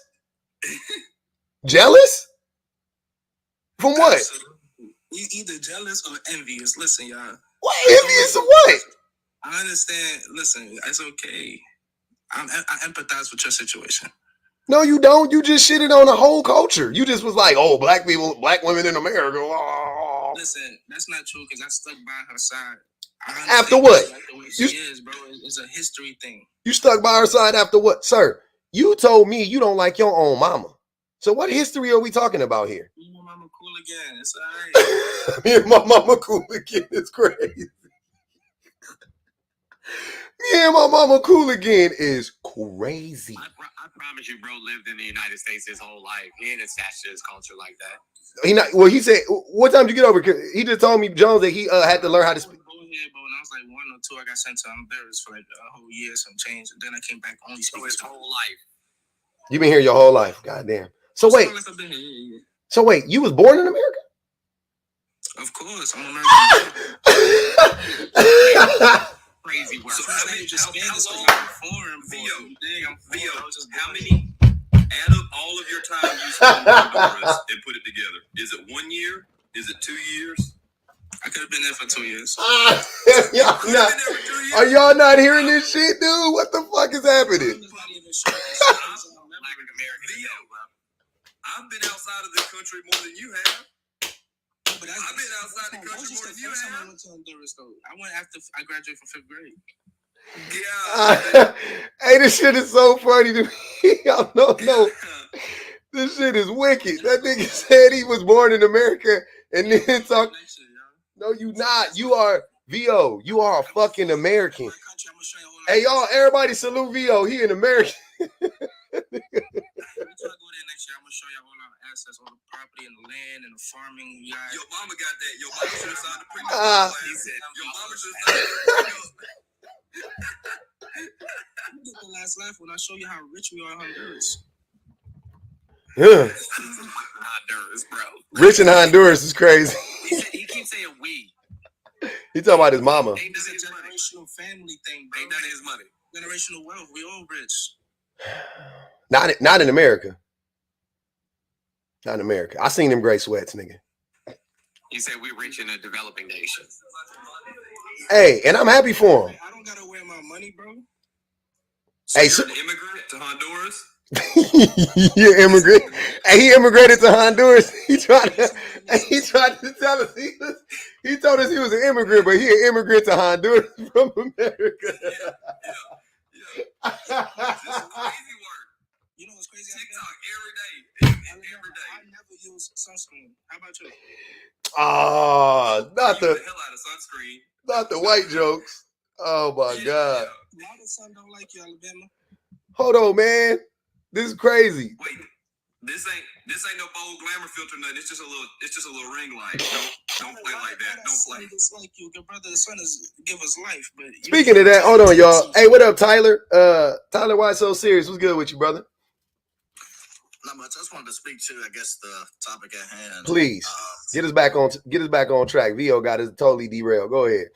So, I mean, I guess that topic could go a couple different ways. I guess I would speak to it on like the AB situation.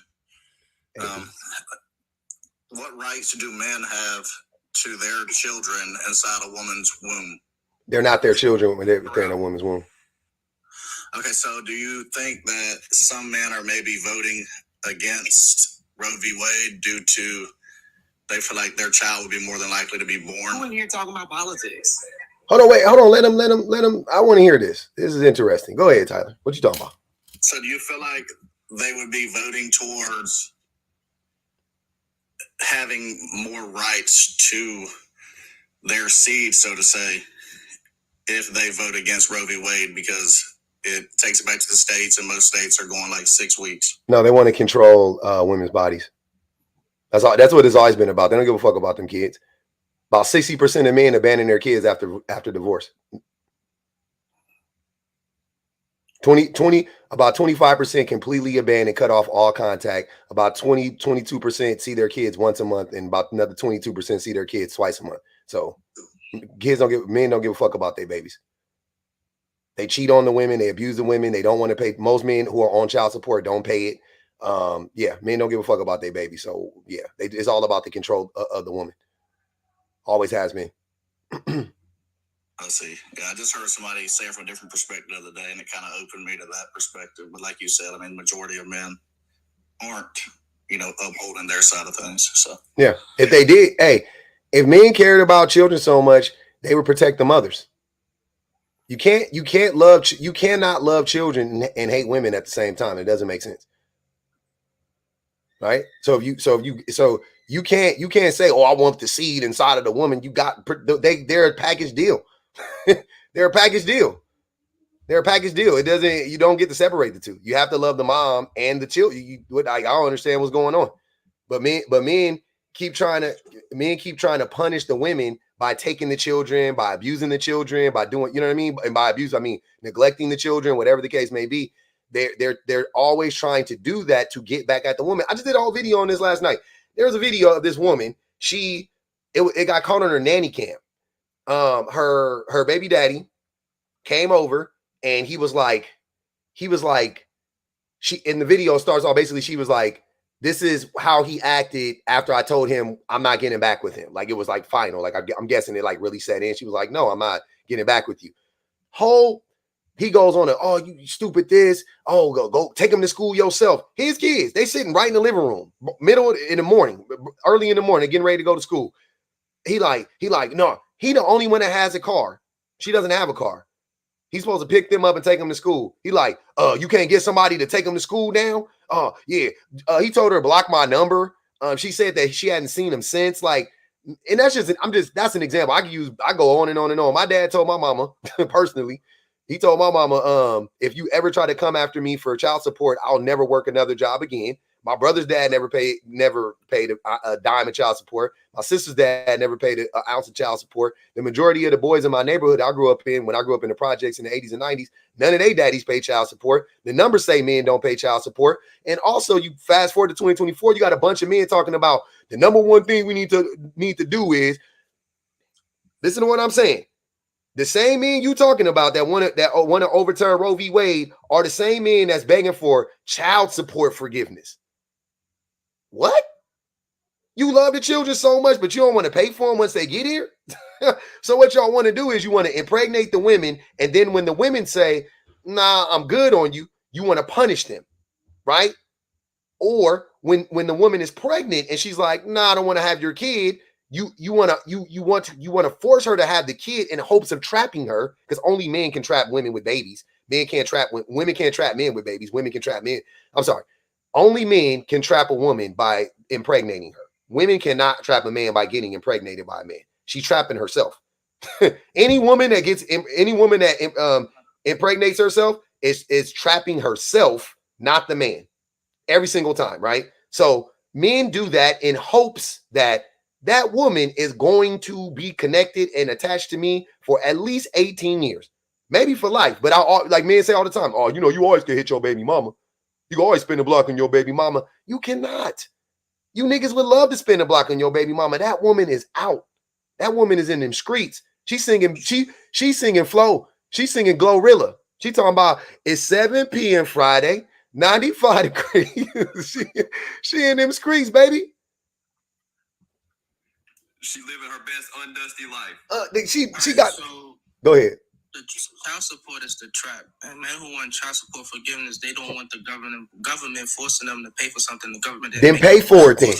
You know why the government is forcing men to pay for their kids? Her back out. VO. She went to the government for child support. That's the actual VO. trap. VO. So don't VO. say that men trap women by getting them They pregnant. do. Trap us by going to the How much? What?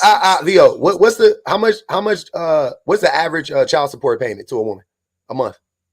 No, it doesn't matter. No. Nope. It matters. It matters. It matters because a man giving a woman $350 a month, on average, a man giving a woman $350 a month, and that's if VO. That's if he pays it. That's if he pays it. Not most men don't pay it. And the courts get involved because men don't have the integrity and the emotional regulation to put their shit aside and do the right thing and proactively VO, please don't interrupt her. Financially support their child. So what's the next logical thing? Okay, well, let me see if somebody else can make him do it. And also, don't forget that the government basically goes after men to pay child support when they end up paying money for the kid. Like, so if the woman gets on government assistance and they go, well, where's the dad at? And they start looking up VO, and they like, VO, this motherfucker got a job. Wait, this motherfucker make $5,000 a month and he ain't giving a penny to that. Oh, no. Give me my money. Now the government got involved because you ain't got involved. That's what happens. Right, and to kind of carry off that, I mean, VO, if a man was doing their part, let's say they was sending by themselves, sending $600-700, getting the kids like he's supposed to, the woman's not going to go to no government. She, you taking care of the kids, she's not worried about them. That's right. right. You're not doing your part, then she's going to have to take it elsewhere. I mean, that's called being a sellout, because how can she weaponize male supremacy to make you selling out, not taking care of your kid. How does that make her a sellout? Male supremacy to get pregnant, but now you need male supremacy to help you pay for the child. You're going to have the man checks get garnished. Wait. You weaponize things when they're in your favor. Prenups and postnups are pale supremacy behavior. So do not try to say you don't support child support because you support prenups and postnups, which is a very, very privileged white person behavior. Very privileged, because people like me, we don't get no prenups, we don't get no postnups because we ain't got nothing when we got there. Hey, that's protect myself from child support. Like you can time out. You cannot protect yourself from child support. Yeah, the way you protect yourself from child support is not having a baby. That's the only way, Jones. That's the only way. No, Jones, that's a lie. Hold on, Jones, that's a lie. We got to add one more part to that. You don't have a baby. Number two, if you have the baby, run them fucking funds. Run that money. In a post-nuptial, you can put an agreement on what y'all would do in case of divorce when it comes to the child. No. That's why I need a post-nuptial. No, sir. Can we let Dave talk since Dave's the lawyer? Go ahead, Dave. Thank you. Yes, I came up here because of the conversation. I'm a family and matrimonial attorney. I've been doing this for 22 years. So, now, what did you say, VO? VO, sorry. About post-nups and what now? Custodial agreements in a post-nup. You cannot. No. Why not? You cannot have. Why not? I'll give you the example I give to my clients. So let us say, and this is prenups and postnups. Let us say, for the sake of argument, that you are getting married or you've gotten married and you decide to have a prenup or a postnup. And in that postnup, you say that the children go to the mother, the father, whomever. Let us say then, fast forward 2, 3, 4, 5 years. Dad, the person who's supposed to get the children pursuant to the agreement, is the term I always use is shooting H into his eyeball. Really messed up, absolutely off the chain, completely just done. Do you think that any judge is going to say, well, this person is doing all these things, but because the two of you had an agreement, I'm going to give this child to this person who is messed up. Does that make sense to anyone? So what you're saying, as long as I'm not an addict, it will work? You are dense. What? How did you get that from what he? Wait. So if I'm not an addict, will it still work? Is what I'm asking. No, he said no attorney would do it in the first place because no judge would Exactly. would allow it. If I'm not an addict, will it work? If you're not an addict, or if you're a criminal, or if you're in prison, if you have some issue, let's say for the sake of argument, you develop. And if I'm an outstanding citizen and father, will it work? Is what I'm asking you. Why you gotta put the black man in the worst case scenario for it to not work? It has nothing to do with the color of your skin. It has nothing to do. I'm not an addict, so why would you go in that predicament? Hey, Vio, you're crashing out right now. Hold on a second, Dave. Vio, you crashing out right now. What Dave's trying to tell you. Dense, because I asked him a question. I mean, you so how am I crashing out, bro? All right, you are good. Listen, bro, if it's not true, I would just ignore it. People call me names every day. I don't get upset. I just move on. I'm like, oh, that's cute. And I keep talking. So anyways, like I was saying, what he's trying to tell you is that there's no way that you could put, who's going to be the custodial parent because you have no idea what's going to transpire, right, throughout the relationship, throughout the marriage. So you could be verbally abusive, physically abusive, financially abusive, neglectful, you know what I'm saying, of the child. And if the wife is able to present that evidence, it doesn't matter what your post-nup says. They're going to be like, look, he's a terrible person. Mm-hmm. He shouldn't be parenting children. The other thing, so I'm asking, let's say, Jones, if I could build a case that works against that, I have LLC for my children. I got trust. Let him. Hold on, y'all. Hold on. Time out. I want to hear Vio ask this question. This might be something for you to answer. Go ahead. Ask the question.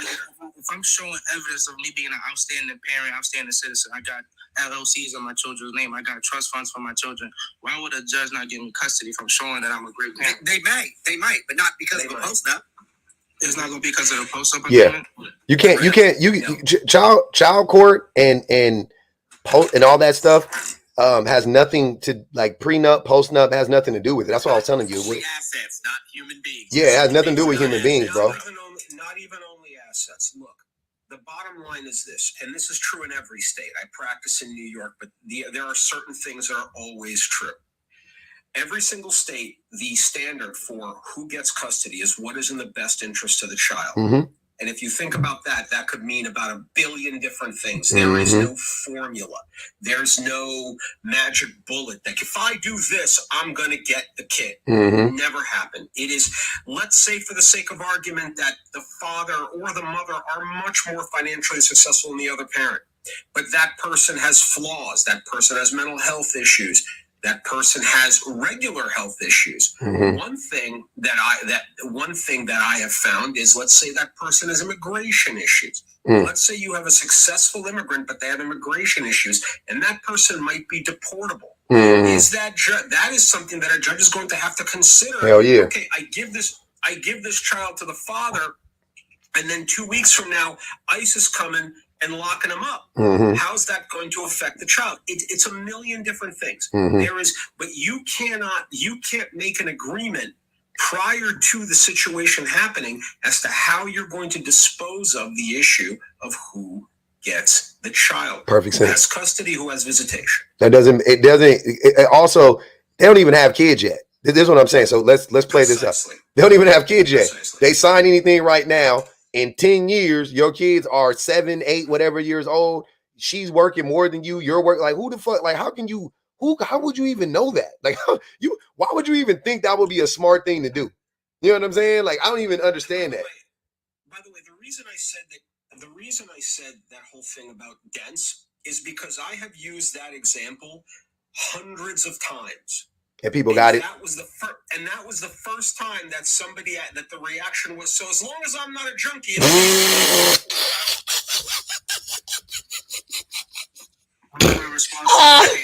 I'm sorry, Vio. I'm sorry. That was funny as fuck. So I'm like, okay, so if I'm not a junkie, I'm an outstanding parent. He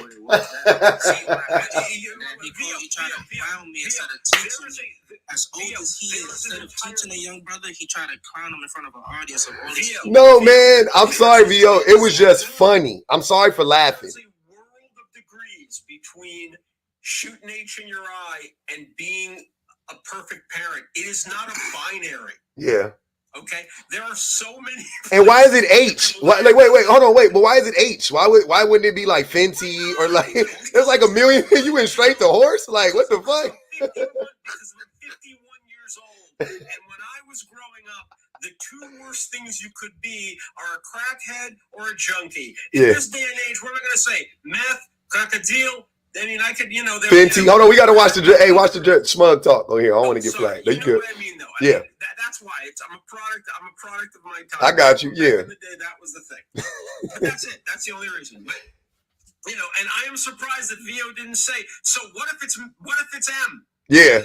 That's what I would have thought. I was like, damn, why did it got to be H? Like, that was a wild ass. Sometimes, what do you take me for, Bill, man? I think I'm just. Hey, man, why you? Hey, Vio. Having a good time here. It's Saturday. I'm a real life person. I'm not a paid actor. Don't play on my top. Hold on, wait, Vio. It's okay, brother. Don't get overly sensitive. It's okay. I hear you. Vio crashing out, You being wildly. Somebody calling you dense is not. They're not calling you a name. Calling you a punk is calling you a name.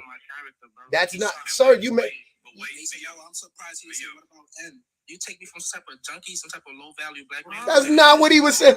What the fuck are you talking about? That's not even what happened. Vio, you trying to make?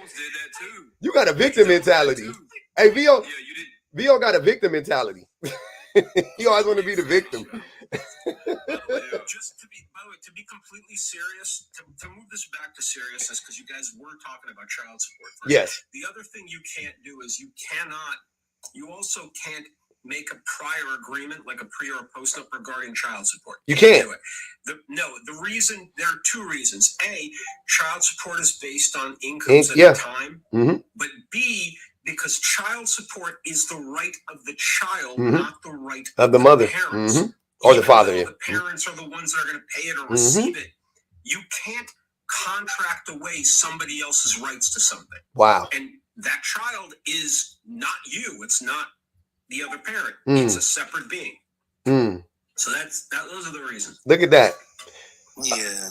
Look at us getting all this education today. Bang that Cash App though, man. Y'all, we in here learning. We done learned about child support. We done learned that you cannot sign a prenup or a postnup and protect yourself from child support. I don't know who needed to hear that, Vio, but I do believe that a lot of people did need to hear that. You said what, baby? I kind of assumed that was the next question. Put it that way. Again, Okay. 22 years doing this, I kind of know where the inquiries come from. That's all. Go ahead, Superfly. No, I was just saying I had to help my wife lift the compressor so we could blow out the sprinklers right quick. But I've never been on child support, and I have a 19-year-old and 14-year-old because I took care of my responsibilities. And I get it, offender. Men ain't ish. So this is why you have a platform, because men do drop the ball on a lot of things. So this is why you have a platform. But I'm not one of those men. I've never been on child support because I take care of my responsibilities. It's that simple. So can I ask you a question? Can I hold on, Dave. Push back on that just a real quick? I just want to say something, and it's really important. Again, I've been doing this for a very long time, and the cases that I deal with are high conflict cases. However, I believe that the ones that we hear about are the minority. Okay? I think that most people resolve their issues without the need of court. Yeah, 51% technically. The majority of people that you hear about, it is not the majority. So when you say men are ish, I don't know. There are some men that are ish. There are some women their people are ish. They can be. But I think most parents, if they're no longer together, they resolve their issues without the court. The need for a court. I don't think I got to push back on that, Dave. So technically, it says 51% of people don't go to court to fight, over like custody or whatever case may be or whatever, right? But that doesn't mean that the problem is actually resolved. Like I pointed out before with my mom never took my dad to court. It doesn't mean that the problem was resolved. He just never paid child support, and she never took him to court. And most men, happens too. Yeah, and most men actually aren't shit. right? And most men actually don't participate in the, enough in the rearing of their children. Most men don't show up enough financially for the that's most men, not a minority of men, right? If a minority of men showed up for their kids, to Superfly's point, I wouldn't have a platform. I don't think the world would be in the condition that it was in so many ways, right? But apparently, men are actually dropping the ball left and right. And even when men are in the home, even when we're there, we're still finding a way to fuck it up. I hope you're wrong. That's all I gotta say. I don't have the numbers. I don't think anybody actually has the numbers. Nobody comes to everybody's house and says, "How are you doing? How are you doing?" So I'm hoping you're wrong. My perception is the stories we hear about are the bad ones, and therefore we think it's everybody. I'm hoping that you are wrong. I am afraid you may be right, but I hope you're wrong. Yeah, I don't even. The people that I listen to about this the most are the mothers. Right, because they're 85% custodial. They're 85% of the time they're the custodial parents are the mothers. So I listen to the moms. You're right, and it's hard. Like there is no one piece of data that would be able to tell us this, but there's enough data that does tell us that this is the fact. Like mothers in who makes up the largest percentage of people in poverty are single mothers. Which directly points to the fact that men aren't contributing financially to the upbringing of their children. And if you're not contributing financially, I know you're not there. You know what I'm saying? Like there's almost no chance in hell you giving up money, or you're not giving up money, but you're there with the kid. Like that don't even make fucking sense. So absolutely right. So like there's a bunch of indicators that actually do point to what I'm saying, that men are just not showing up. And every single time women are polled about their happiness when they're in proximity to men, and the women have children, every single time the numbers are lower than women who aren't in close proximity to men, right? So a married woman with children is less happy than a single woman with children, right? The person who stresses the mother out the most isn't the children, it's the husband or it's the boyfriend or whatever. Like you just keep going down the line. Men are actually the ones like holding all of this shit back at the end of the day, unfortunately, right? And it's very important for men to realize that it is incumbent upon us to do something about it. It ain't like women ain't going to change it. Yes, there's bad men and bad women in the world, but there is a bad system in place, right? And that system is the patriarchy, and it was literally built on the foundation of and the belief of the subjugation of men, women, and children, but more so women and children, and the mass exploitation of women specifically, right? That is what we have to focus on. There's no need in people saying stuff like it goes both ways and everybody's like, no, we all understand that anybody can get it, right? Anybody can get it. That's not, I would never debate that. Of course, women can unalive people. Yep. Of course, women can be abusive. Yep. Of course, women lie. Yeah, we know all of that. But who does that more? And what and who benefits the most from said oppressive system? And that would be men, overwhelmingly. Unfortunately, you're right. Unfortunately, you are correct. Yep. At least as far as the percentages, etc. Mm-hmm. It sucks. And just to add one thing, it's not. It is, and again, I'm talking from experience. It's not just poor people. It's not just people with any particular. I mean, it stretches across the spectrum of humans. I have a case right now. I'm in the office working on it, and I just take a break, and I'm scrolling, and you guys are talking. Say it again, Dave. It ain't just poor people. Dude, I know. What I'm saying is I have a case right now where the father is indeed a piece of ish, and he's an attorney. Oh, would you look at that? Yeah.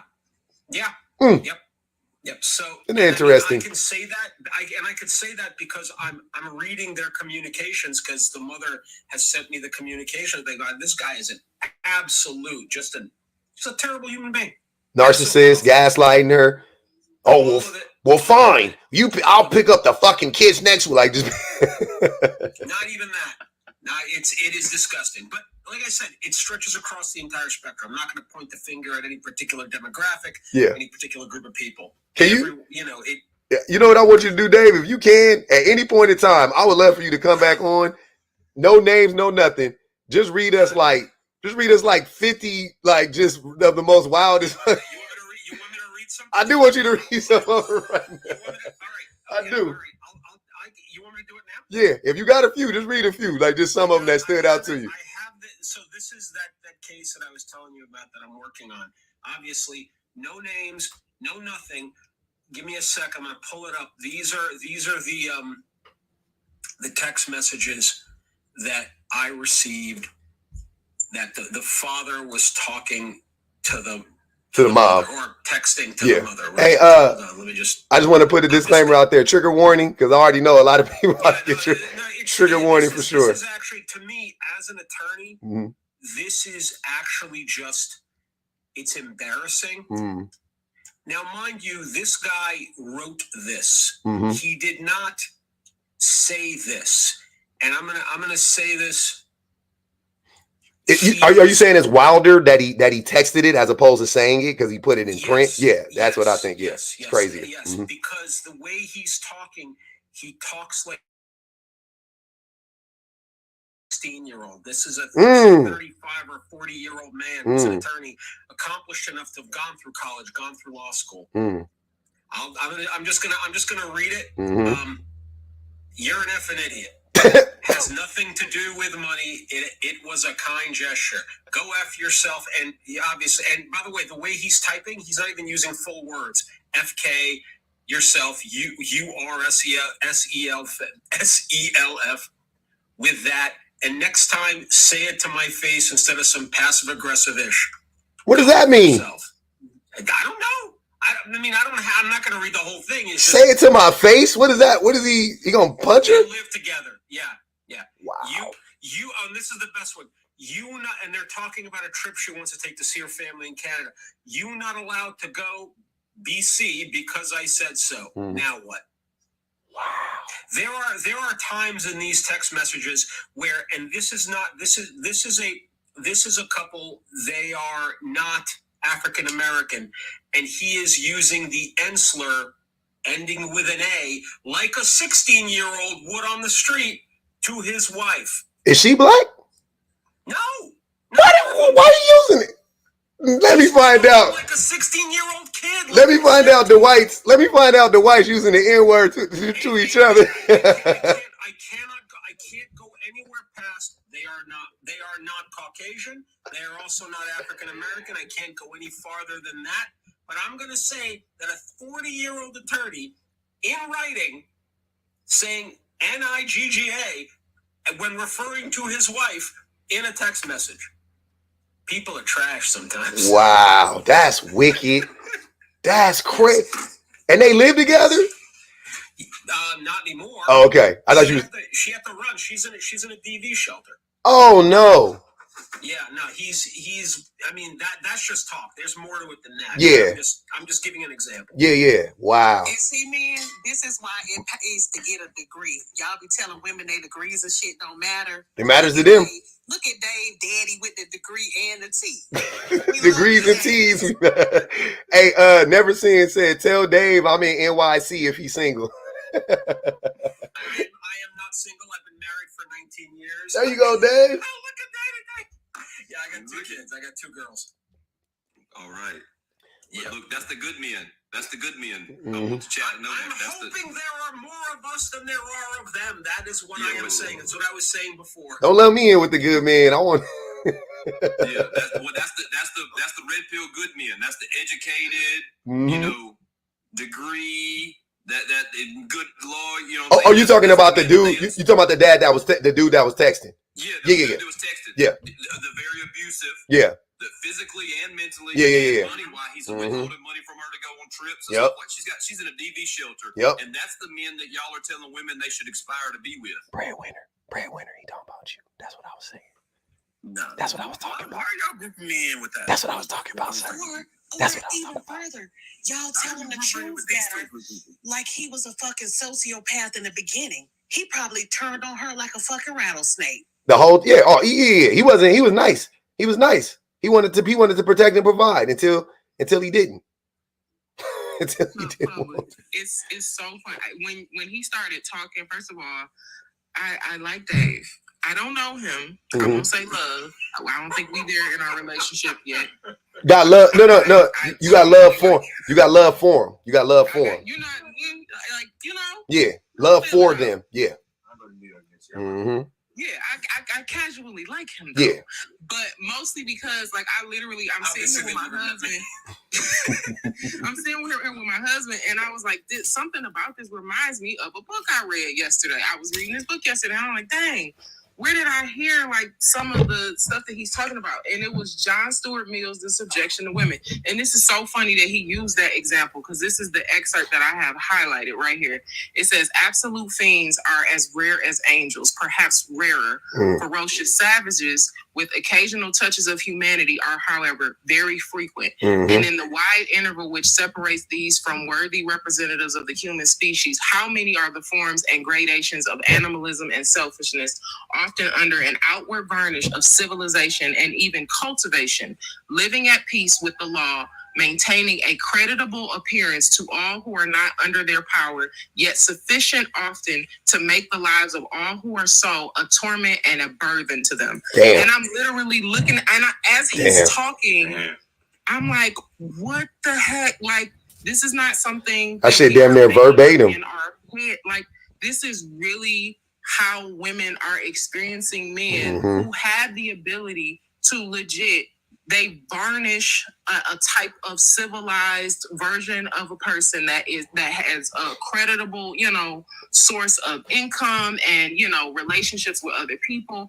And when they get home, they are monsters to their families. Like they are who the woman experiences and who the friend experiences, who the man experiences as a brother, as a cousin, as, a mentor, and who that woman experiences as a husband or a partner are completely different people. Yep. Men mask like a motherfucker. Let me just, you know what I mean? Like we just put it bluntly. Men mask. So when we go out in the world, oh, hey, Bill, hey, Dave, hey, Public, hey, babe, whatever. Go into home. Oh, what the fuck you? Why are you talking to me? Oh, God damn it. Okay, I can get up and do that. And that's the extreme version. I give people the more realistic version of men. I got some friends that show up all the time when you call them, like as a friend, right? You got a birthday party, you got a function, right? You want to kick it, always showing up, right? Hey, yeah, they always come through for their friends. But I would talk to them, I talk to their spouses and I just see how they interact with their children. Total negligence. Like hardly ever their babies will be doing, Dad, look at this. Their baby will do a fucking quintuple backflip, you know what I mean? And land it, stick it perfectly, like Dominique Dawes or whatever. I'm old, I'm sorry. They'll stick it perfectly like Dominique Dawes and then like, you didn't see me there. Oh yeah, honey, great. Look up from his phone for 2 seconds, right? Like that is more that is also a monster. A person that is indifferent, that's also that's crazy. Like you don't give a fuck. You don't care. That baby bouncing around. Daddy. Hey, can we kick it? You just like, oh damn, man. All right, man. I go ask exactly. So go ask your mother. Your mama get it for you. That's a monster. You ain't got to come home and yell and knock over shit and be a tyrant all the time. You can just go in your room and lock the door.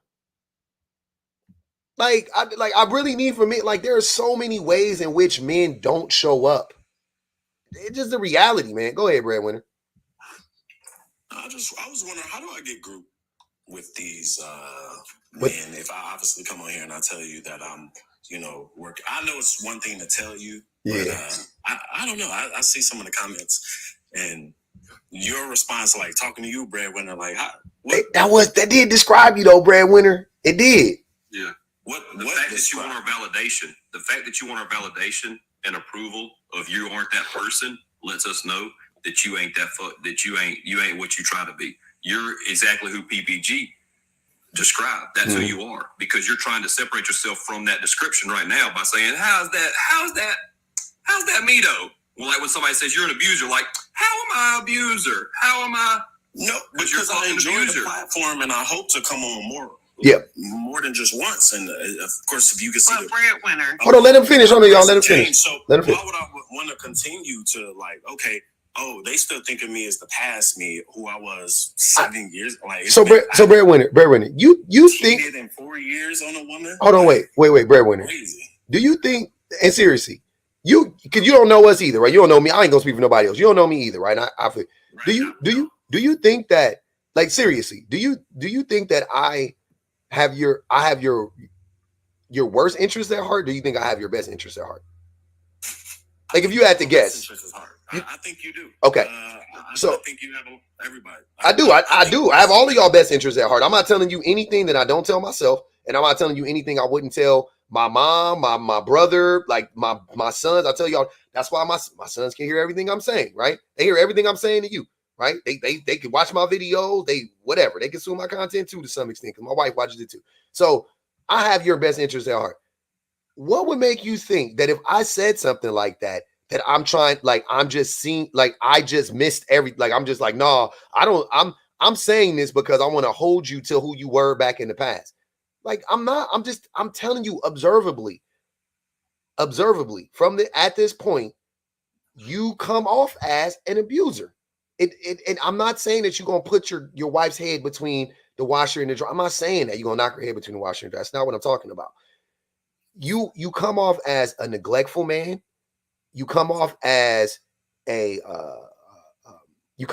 man that, well, we already know you believe in gender roles, and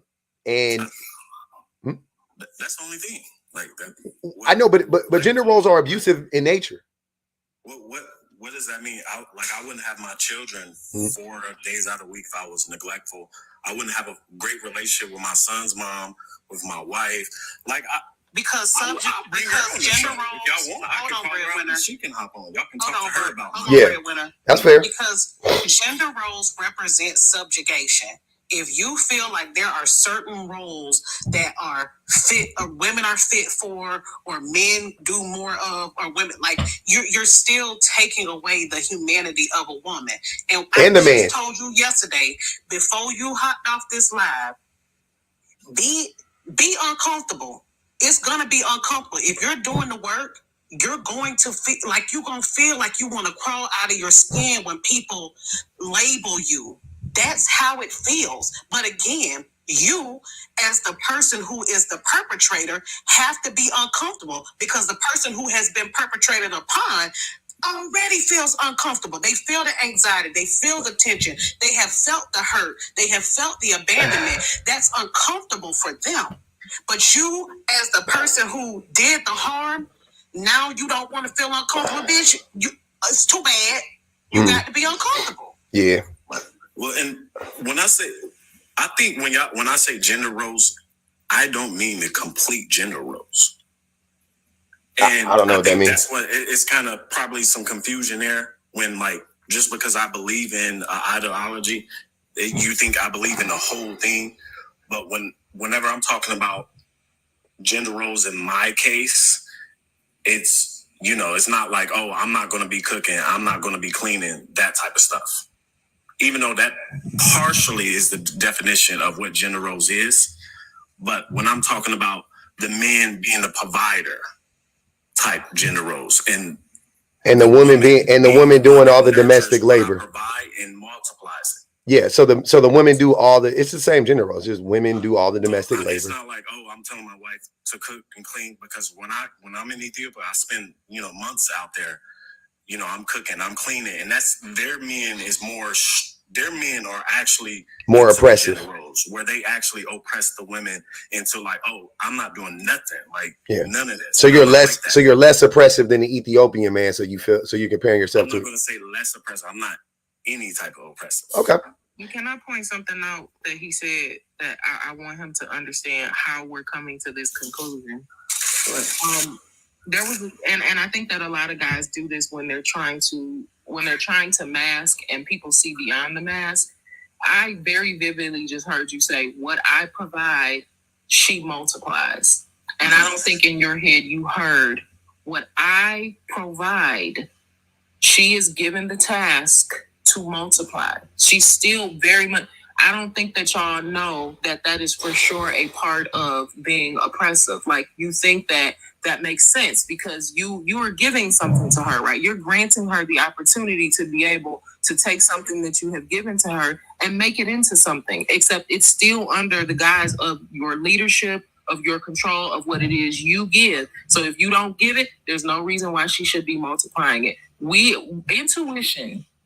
Intuition, discernment, whatever you want to call it, always relies on being able to notice the patterns of a person and being able to associate that specific type of person with those patterns. The reason why people can notice that you have some misogynistic tendencies, that you uphold patriarchal standards, and that you ascribe to traditional gender roles and traditionalism is because of the fact that you display those traits. So when we see them in you and we hear you say specific things, we know, oh, okay, he ascribes to these ideas because he fits the pattern of that persona. Our intuition can tell us that you do these things based on the fact that we know what those patterns look like. The only real issue is that you don't see those patterns as patterns, and you want to be able to be seen as the man who is not a traditionalist, who is not patriarchal, because you know how harmful those things are, but you also want to be able to still ascribe to those ideas. Yeah, and you can't. Does that equal abuser?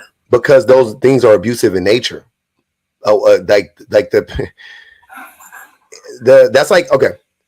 Is it that's like when black people were on the plantation, they said that it like we were stronger and we didn't feel pain, and that's why they could treat us the way that they treated us. We had roles too, right? That like they literally said black people are born like this, and that's why it's okay to have them work in the plantation. Right? It's the same. And they got that from gender roles. They literally got that from men telling women that because you're a woman, this is what you're supposed to do. Because you're a woman, that's why when VO says that, oh, it's nature, it's not. You can't trace any of this stuff back to nature. It's all made up. You're telling me that men can't be nurturing? Little boys are extremely nurturing, just like little girls are. Just like there are a bunch of little girls who are nurturing when they're younger. You know what I'm saying? Like it goes all every which way you want to do it, right? But in general, human beings are nurturing. Boys are told when they're young, nah, boys don't do that. VO definitely, if he had a son and his son was like playing with the doll, he'd be like, take that doll out your head. That's feminine. Don't do that. You know, he 100% would do that shit, right? Then you wonder, like, why don't little boys ever grow up to want to be, to want to take care of stuff? Go ahead. Who is this up here? This wearing them anomaly. Sorry, go ahead, anomaly. Anomaly. Go ahead. No, I was just trying to say that how can we do this in a way that balances where I don't know, I guess so that it can be good for everyone. Tell the truth. I feel like we're not there yet as a society to be. I'm just trying to figure out how can I do this in a way, because I do have a son. He's a really great boy. He's what I remember being when I was young before I made a change into someone I'm not necessarily happy with. Mm-hmm. So I'm just trying to figure out how I can stop that from happening. Yeah, but also at the same time not influence him to be something he also maybe doesn't want to be. What doesn't he want to be? What do you mean? What wouldn't he want to be that you think he might turn into? No. I'm just trying to say, at the same time, I also want him to figure it out on his own and, figure out who he wants to be without my major influence as to, hey, maybe you shouldn't be this because of that. Because there is, I feel like, a learning that needs to happen that I don't want to rob him of, if that makes sense. Yeah. So, I mean, there are things you're going to have to teach them whether they want to know it or not, obviously, right? Like today, my son came downstairs. I was eating, and his food was like, "Can you make me cereal?" And I was like, "No, you can make yourself cereal." So I was like, "If you need a bowl, clean a bowl out, clean a spoon, pour the cereal." You know what I mean? Like I just stood there and watched him do it. He did it all on his own, right? He made a mess, but I made him clean it up. But like you know what I mean? Like you got to do that. Like you got to be like, "Yo, bro, you got to do that shit." You know what I'm saying? Like there's gonna be certain things you have to make them do. There's gonna be certain things you gonna have to really teach them. Right? You know what I mean? But when he wants to do stuff, like the things that he naturally gravitates towards that isn't negative, I just let him do it. And I let them do it in abundance. Like, I don't just let them do it. I'm like, oh, that's great. You like that? Oh man, that's exciting. You know what I mean? Like, I'm encouraging it, right? And then the things that he wants to do that are negative, I just tell him like, hey, you know, you shouldn't want to do that. Like, that ain't gonna help you. You know what I mean? Like, I don't think it's that difficult to do that. Sorry, host, I got to drop. Oh, Dave. I just want to say something to Anomaly. Anomaly, the fact that you asked that question makes you head and shoulders above a lot of your compatriots. Facts. Right. Guys, have a good weekend. Appreciate you, Dave. Yeah, that's real. A lot of men ain't even asking. Go ahead. Somebody was trying to go ahead, Breadwinner. No, I didn't say no. I had came off mute. Oh, okay. Something, but I wouldn't even make my kids do anything. To me, that's abuse myself, what you just said. But whatever. What? You don't make your kids make their own food? My kids don't cook, clean. When they're with me, they don't cook, they don't clean, they don't do. I take care of everything. Why? Because I take care of I understand that there's no feminine energy here, and I'm not going to rely on my kids to do that just because their mother isn't here. So I have to play both roles. You mean to clean up after you? No, but to clean up after themselves and to take care of themselves? Make food, clean up, all that stuff. After themselves? I got a lot of different reasons. Ain't your kids 19 or 14? No. My kids are 11 and 14. You don't make your 14 and your 11-year-old cook or clean?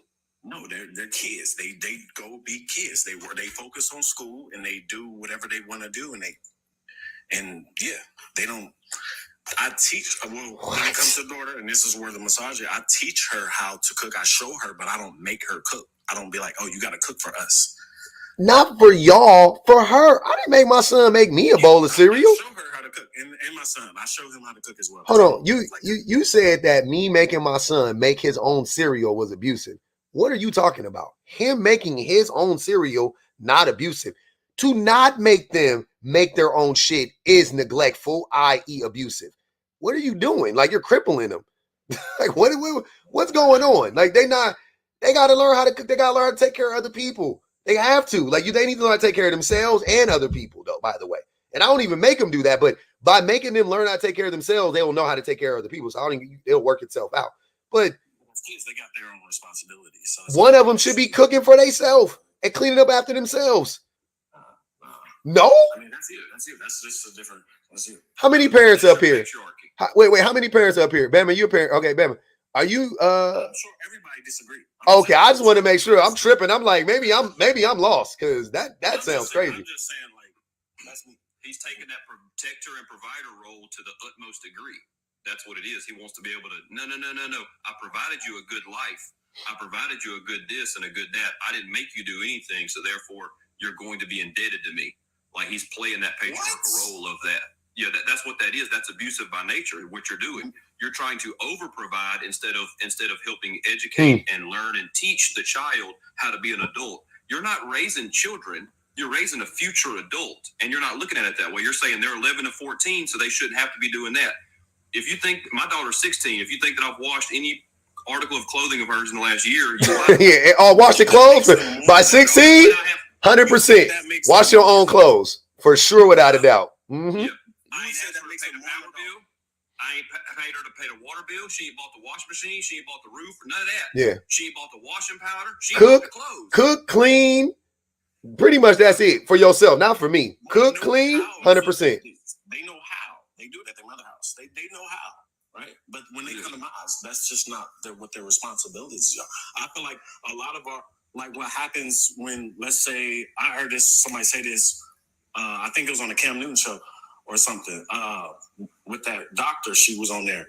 Cheyenne Bryant. A lot of times when there's a missing masculine or feminine role, we give it to the child to do. So like if the mom, if the dad isn't there, right, and the mom has to work all the time, so the children end up almost raising themselves, end up cooking, cleaning, when the mom just isn't present because she has to work because there's no father in the home. So that's in that. But wait, but you don't make the kids work. Do you see what I'm saying? You don't. Labor is labor. Don't get me wrong. Doing labor in the home is definitely labor. Don't get me wrong.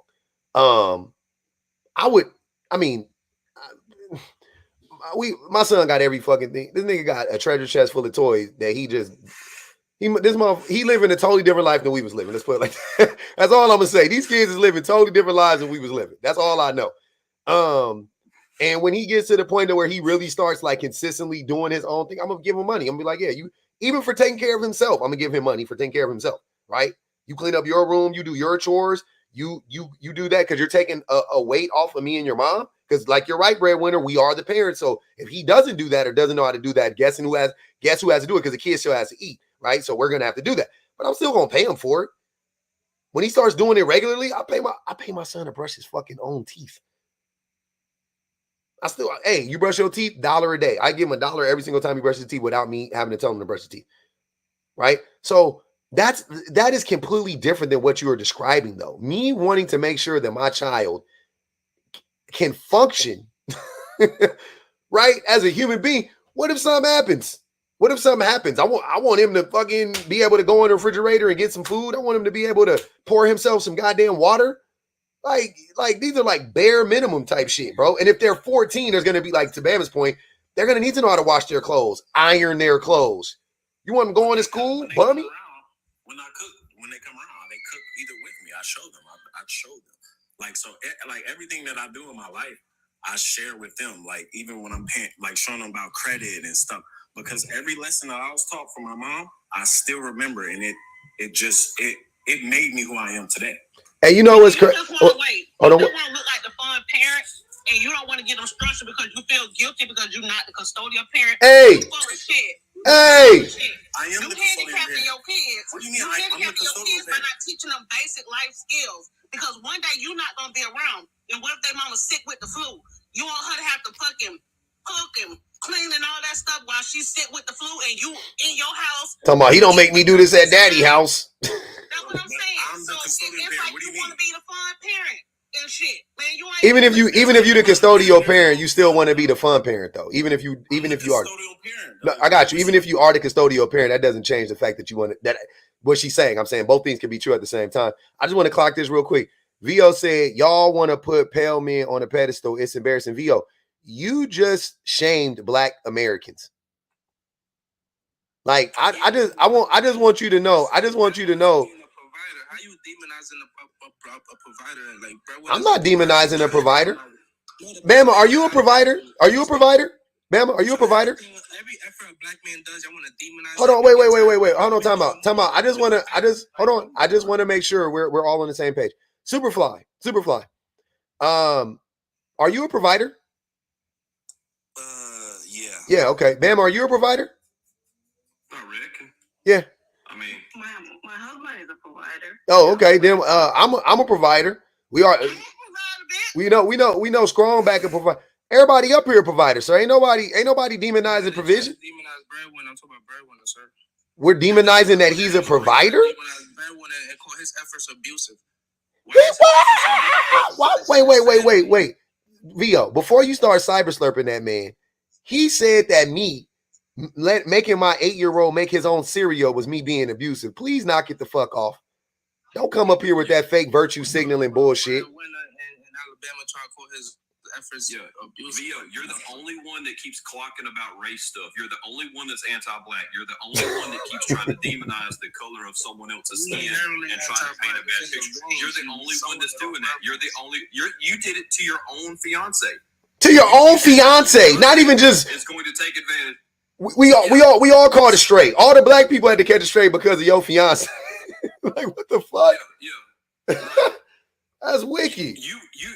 You might be invited to the cookout, but you're like, nah, they might rob me. I'm not going to the cookout. That's your type of rhetoric. That's the shit you're saying.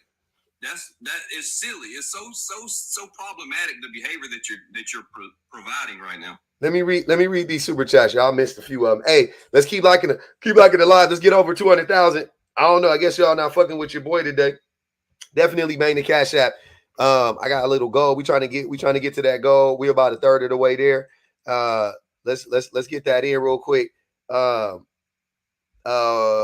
we at? Nigel said he was serious. Talking about you, Vo. She said he was serious when he said people he needs his ego stroke to keep him calm. He finna virtually knock all our heads between the washer and dryer. Oh no, I don't think that was about Vo.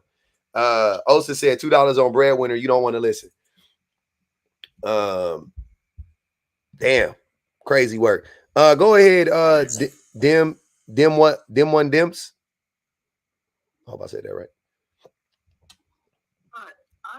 I 100% agree with whatever Alabama said, by the way, and whatever Quan said as well. Because Breadwinner, like, you know, this is what happens. You know, you like you keep enabling these kids. And when Pops said, like, okay, when his son comes to him and, you know, he told him, oh, go make your own cereal, you know. But he was there watching him, you know. Yeah. That's what I used to do with my kids. And right now, my kids, I have college-age kids as well, you know. But my sister has kids, like, elementary school to, like, you know, middle school, high school level. And one thing I've always encouraged her to do is, like, okay, you know what? You should not be waking up, going to the kids' bedroom and waking them up in the morning. Let them learn to wake up by themselves, you know. Tell them this is the time you're going to bed and this is the time you're going to wake up. Because right now we have statistics going on. Like there's statistics that have been, there's research that has been done that college age kids, the testing and the examinations that are being failed the most is the 8 a.m. classes, between the 7:30 and the 8 a.m. classes, you know, or let me say even 9 between the 7 to 9 a.m. classes that are being failed the most, because the kids, the young adults, and it's not just, let me say specifically males of all races and class that are failing these classes, because they were used to their parents, especially their mothers, coming into their room, waking them up. Oh, you know, you have to do this, you have to do that, you know. So when I did this with my kids, and when they're in college now, I have some in college, and they come home and tell me, oh my God, you know, there's kids that do this, they cannot wake up by themselves. I have to go wake them up because they're my friends and this and that. So this has to be enforced. Public is right. The way he did with his son, it is not abusive. Breadwinner, let me tell you this, it's not abusive. No. That's right, because he was right there watching whatever his son was doing. Hey, if I wasn't right there, that fool, look, man. No, it's not abusive, it's lazy. I think it's lazy. No, it ain't lazy. You hold on, wait.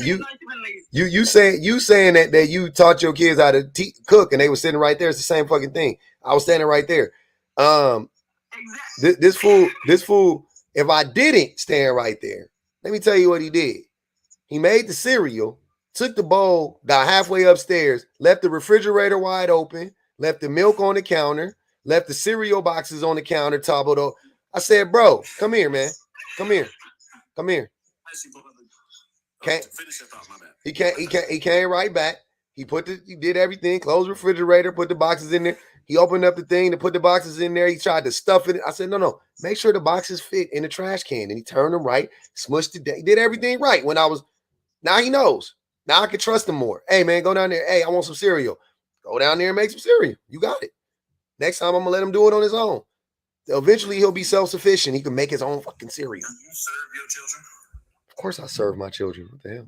That's what I'm saying, Bob. You are right, and that's the main thing. Because even right now, you have married women who have to wake up their husbands to go to work. You have married women who have to wake up their husbands to go to work and be like, and when they don't do that, they be like, oh, it's your fault. You did not wake me up. I did not go to work. I wish the fuck I would. Yes, ma'am. And that is the thing. That is the sad reality that a lot of women have to face. Mm-hmm. Go ahead. Unfortunate reality. Go ahead, Breadwinner. So that's where I land. That is where I land. Thank you. Bad. Go ahead, Breadwinner. I asked if you serve your children. Yep. Because whenever I spend my time out of the country, I realize we have our children do so much things we don't even allow them to be children half of the time. Who is we? So many responsibilities. Like, why can't you have breakfast ready for your child before they, not saying before they work, it don't matter when, what time. Why not have it ready? Why not have lunch ready? Why not have dinner ready? Why not wash their clothes? Like, what? They know how to do, like my children, they know how to do everything A to Z. No, they don't. No, they don't. They don't know how to do everything A to Z. Well, if they do, it's because of their mama, not because of you. But no, he trying to be funny. You acting like this man say he don't never fix food for his son, or he don't never do X, Y, Z for his son. Here's the thing. Me teaching my daughter how to clean up her room and picking up after herself is not abusing her. But when she goes to other people's house, it's evident. When she sees stuff all over the place, she automatically start picking up.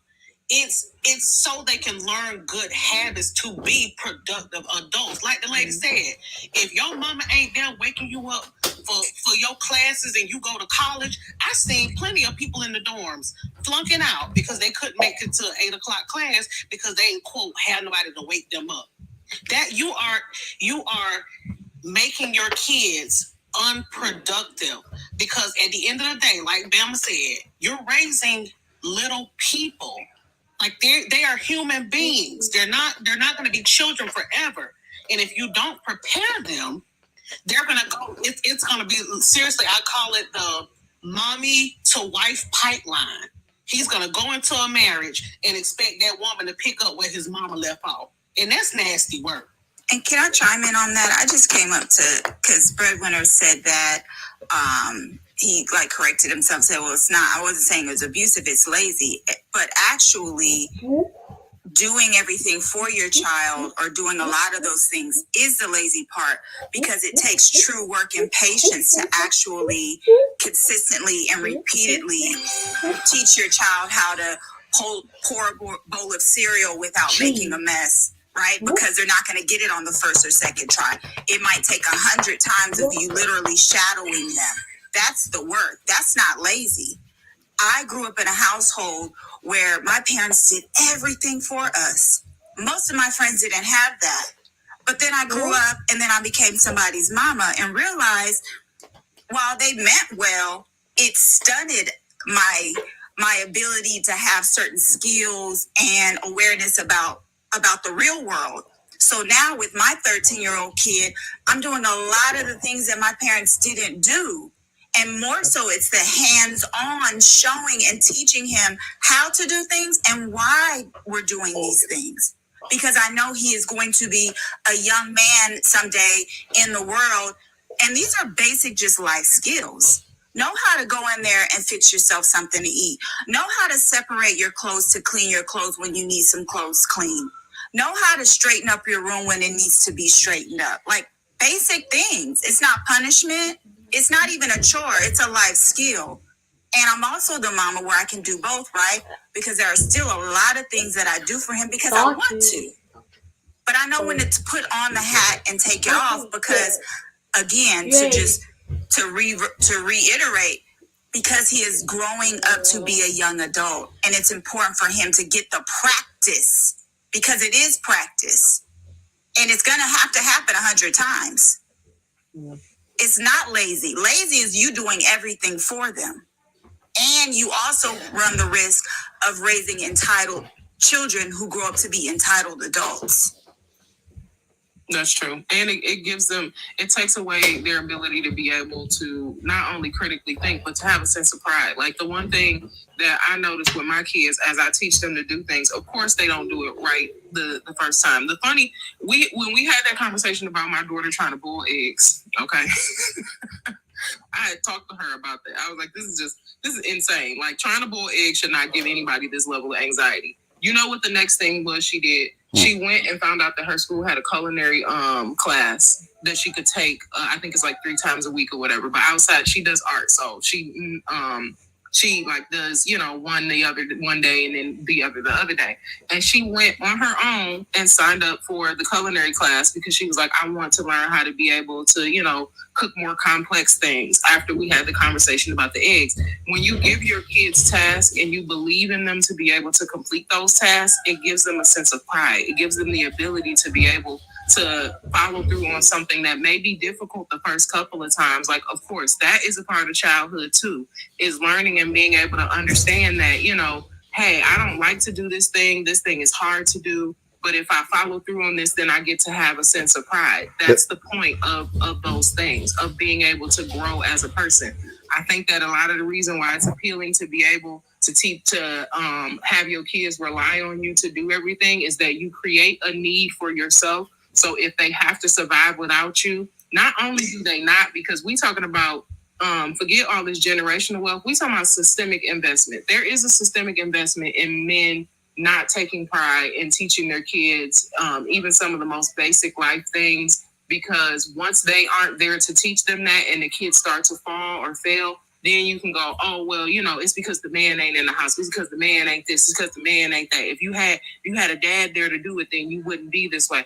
You can continuously just loop that cycle around and make yourself a necessity within that home, when the reality is, like, you could just teach them to do the thing and be a productive person. Yeah. Real quick, let me read this Cash App.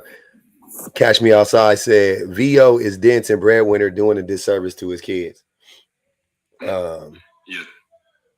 Taking away their agency. Yeah. That's what I wanted to say.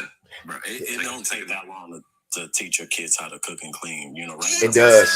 It does. You're being disingenuous. It does. Think about children who learn differently. Think about children who need certain accommodations. Think about children who just don't have the same brain as you. And there's no one way to do any of those things. It makes me think you actually aren't doing the thing. It's so triggering to me for you to say that. It makes me think you're not actually doing the thing you're saying you're doing. Exactly. Because if you were doing it, you would know it actually does take a long time to teach kids how to cook and clean. That shit is not easy. But wait, hold on real quick. Which is also like what men do, right? Because men always claim that all of that stuff is easy. Like, oh, yeah, cooking and cleaning is easy. It goes right back into that. Well, I'm like, that shit is not fucking easy. It's not easy. But not for nothing. Wait a second, Brad. But for somebody who always proclaiming that they're doing the work, you show a rebuttaling ass bitch. Like, accept the critique. Like, accept. Like, just be, man. We having a conversation. You say you're trying to do the work. Again, it's gonna be uncomfortable. But at the same time, it's like you got a rebuttal. You got an answer for every fucking thing. In my house, I don't let my kids do nothing. That's because I'm not listening to y'all on this. I don't care what y'all got. So really, that's fine. You're right. Hey, you're right. You're right, breadwinner. You raise your kids however you want to.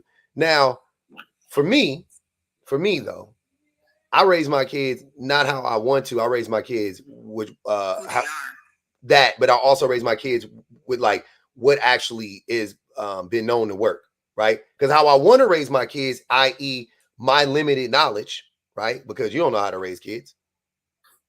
No, you don't know how to raise kids. You didn't go to school for child development. You don't know shit about raising kids. You're learning how to raise kids while raising the kids, right? You don't know how to raise kids. So instead of me just leaving it up to myself, like I would do with anything else, I just stood on the shoulders of everybody else that did it before me and was like, wait, so what works? What's actually been proven to work? And then I use my critical thinking skills and my discernment and blah, blah, blah, blah. And we figured it out.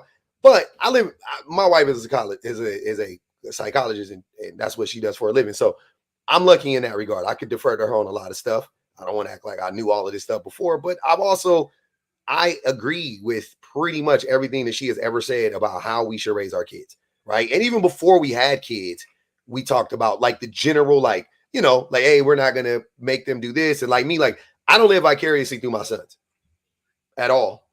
Like, I played hella sports growing up. You know what I mean? Like, but I don't, like, I'm not like, if my kid don't want to play sports again, whatever. Don't care.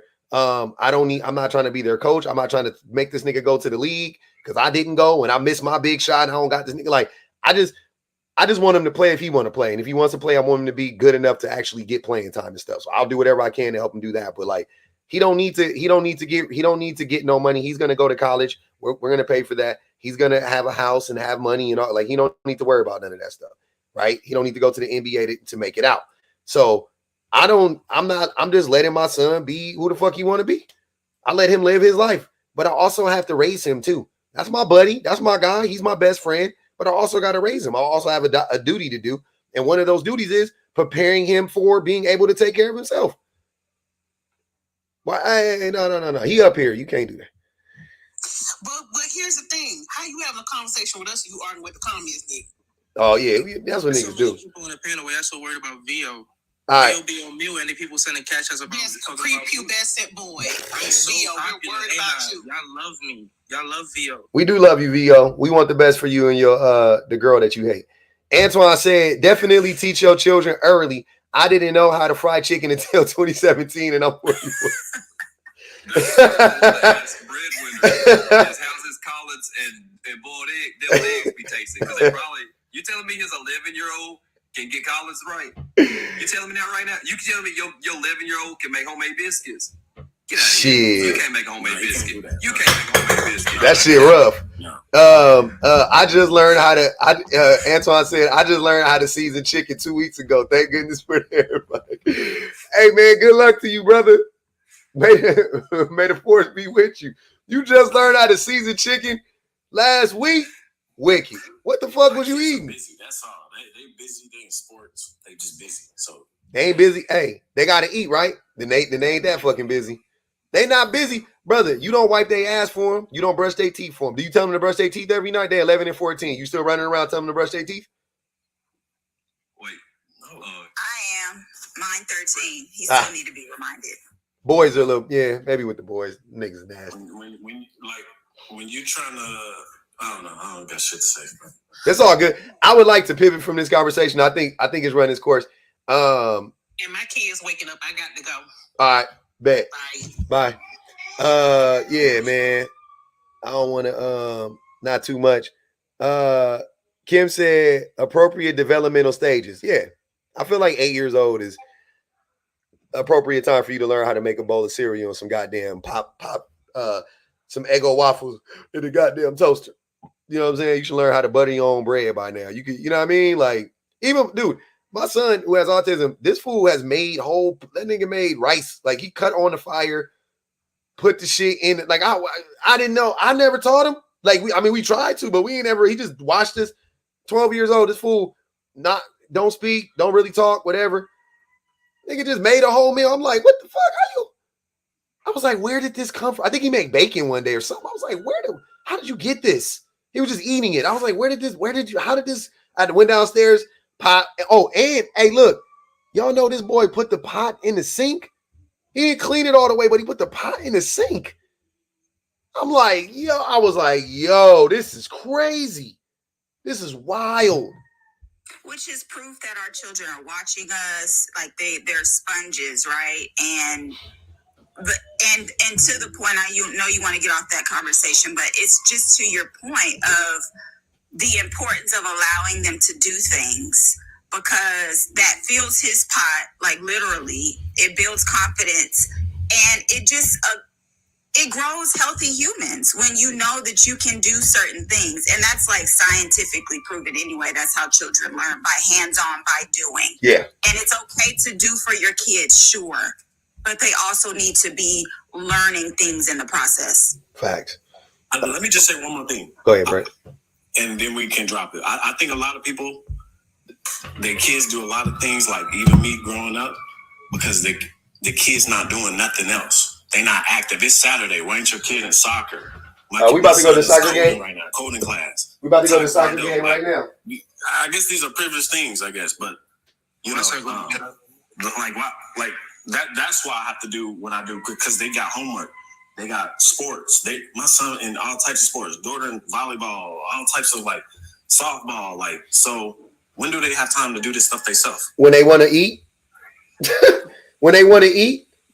When they with their family. When they with their family, yeah. That's the other part, because I think that's why I talked about the systemic investment, because when you talk about keeping your kids like busy, they doing this, they doing that, to the point that they don't have time to develop life skills, then now you're talking about something that's a huge red flag. Because my kids are cleaning up right now. They are in there with their dad.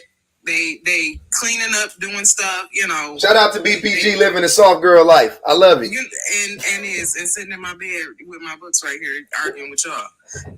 But they are in there with their dad, literally cleaning up. But like that, those things can be bonding. Like those things can be bonding moments. Like when you take the time, pick out some days where you are with your family and y'all we go to the grocery store together. We pick out dinner together. You come home, you cook it together. Like those are things that you can do because you got to do that. Like Puff said, you got to do those things anyway. If you got to go to the grocery store anyway, okay.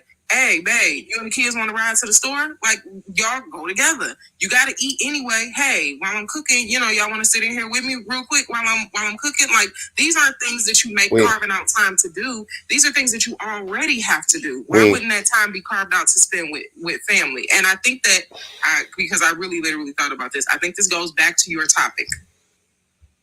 Because not only do men not sacrifice anything for women, they don't sacrifice anything, period. Anything. Like anything. Like when we talking about looking at the bigger picture, women are just more apt to consider like, how do I do things for my children that helps them develop as people and helps us progress as a family, as opposed to how will this be of benefit just to me? If I put them kids in soccer, if I put them in volleyball, if I make sure that they doing coding classes, if I make sure that they got, you know, kitchen science this day and they got to do football this day, then they not in my hair and they ain't bothering me. They keeping themselves busy. But when you think about the level of sacrifice that it takes to be a parent and how much it takes to build strong people, that's when you start to insert like, okay, I want them to be busy. I kind of do want them out my hair. But in that same token, I want to develop memories with these people because I don't want to miss their moments. I'm going to make sure I carve out some time to actually be with them because I want to make sure that we have those experiences as humans together as well. Mm-hmm. But that's part of a sacrifice. Yeah, I don't think. That's a good point. Go ahead, E. I was just saying that's a very great point, period. And I'll just say, too, it just speaks to our system of capitalism is we also need to, like, break, especially, I think, Black folk, but, like, break that thing. It's like sometimes, too, like, let's just let our kids be. Yeah. Right? Let them be bored. Let them chill in the house on the weekend. Like, my kid's out of the house for the weekend because he's with his homies at their house for spending the night, but they're just being. But we do that at home too. I just think like, yes, it's great when your kids are in extracurricular. It's very enriching and it is a privilege. So I'm glad you even said that. But they can also just be, to BPG's point, around the house, just being, watching a program, cooking dinner together, just all the little things that can be. But we just always have to feel like we got to be doing something. My baby live their best life. I mean, y'all ain't even, if you don't know, you don't be on the live. And my babies, all they do is them niggas on their homework and go to practice. You know how I know?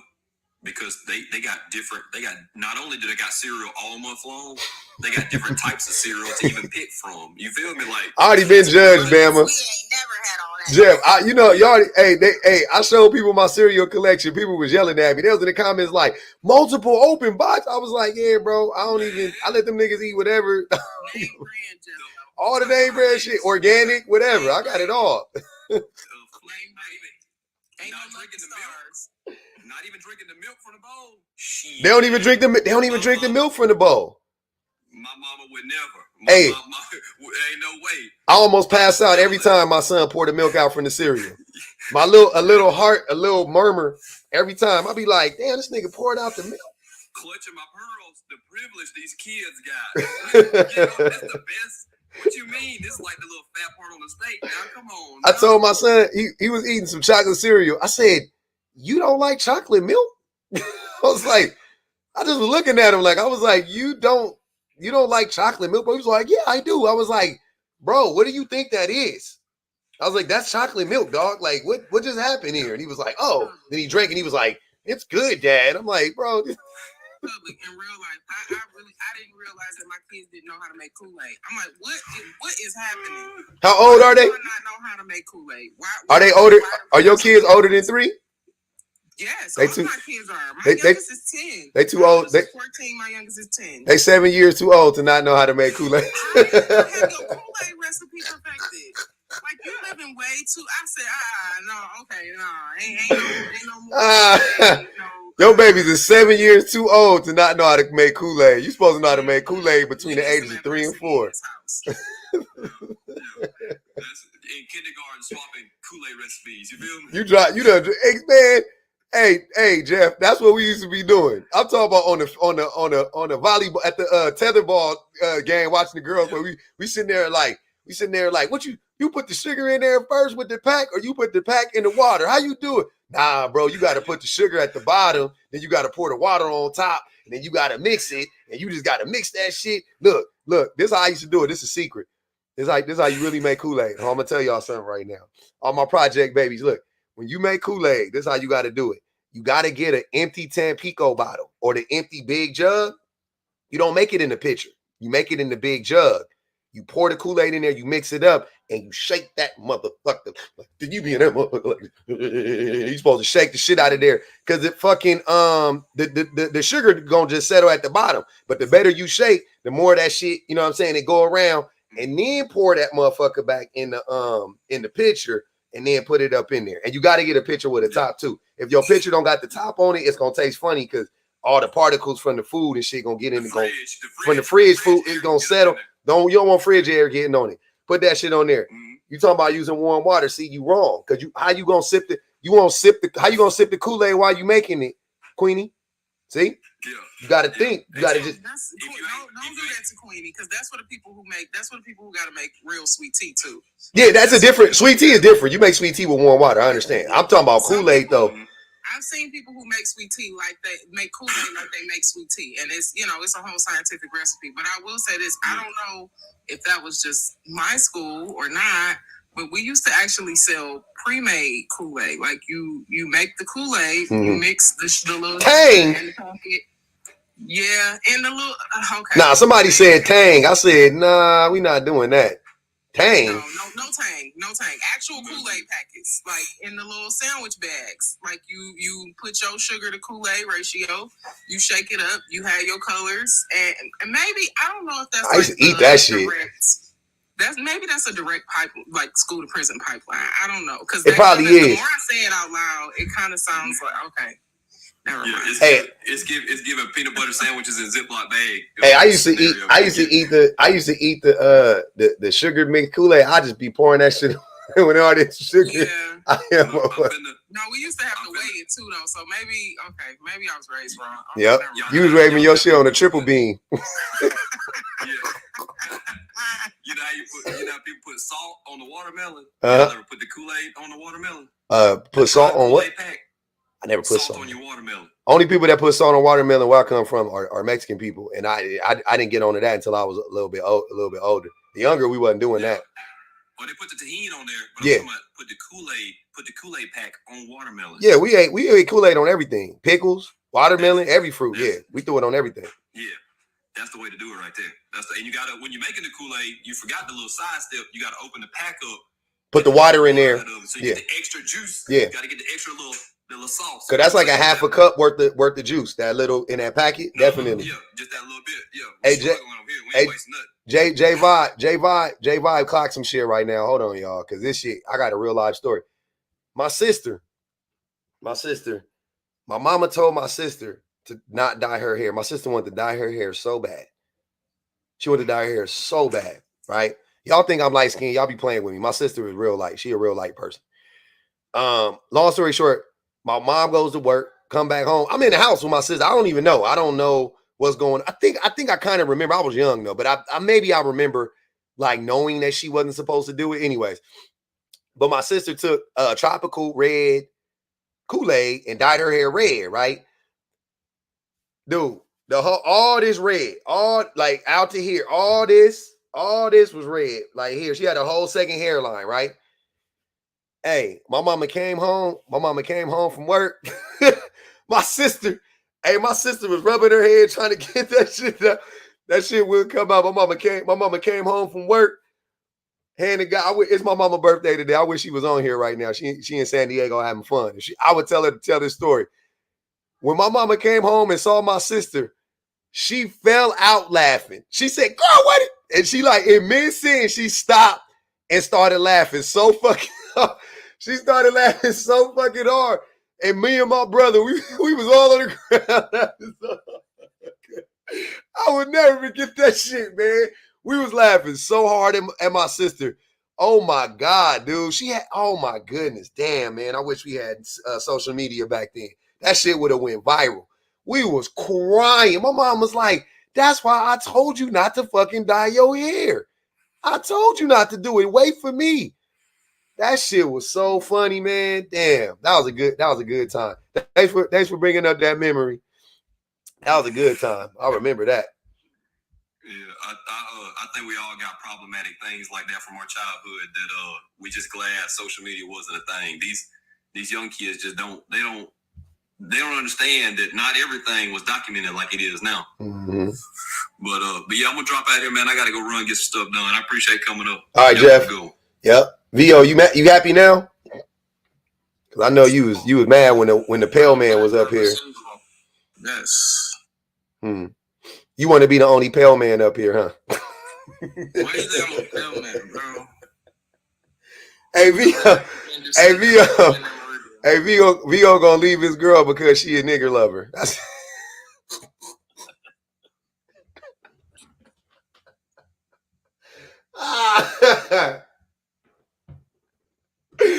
hey, when they get, that's why he want that post nut. When he divorced her, they're gonna ask her why he did it. He gonna say because she love Negroes, man. Get that nigger. That's a video. He said.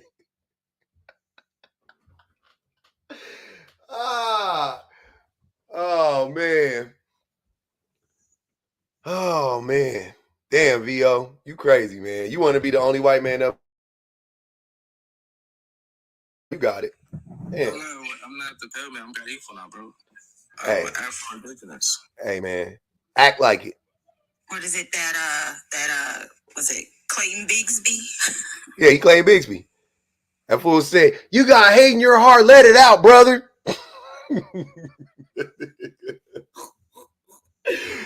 You got hate in your heart, let it out, brother. My nigga out here tripping. That boy said, "Yeah, man.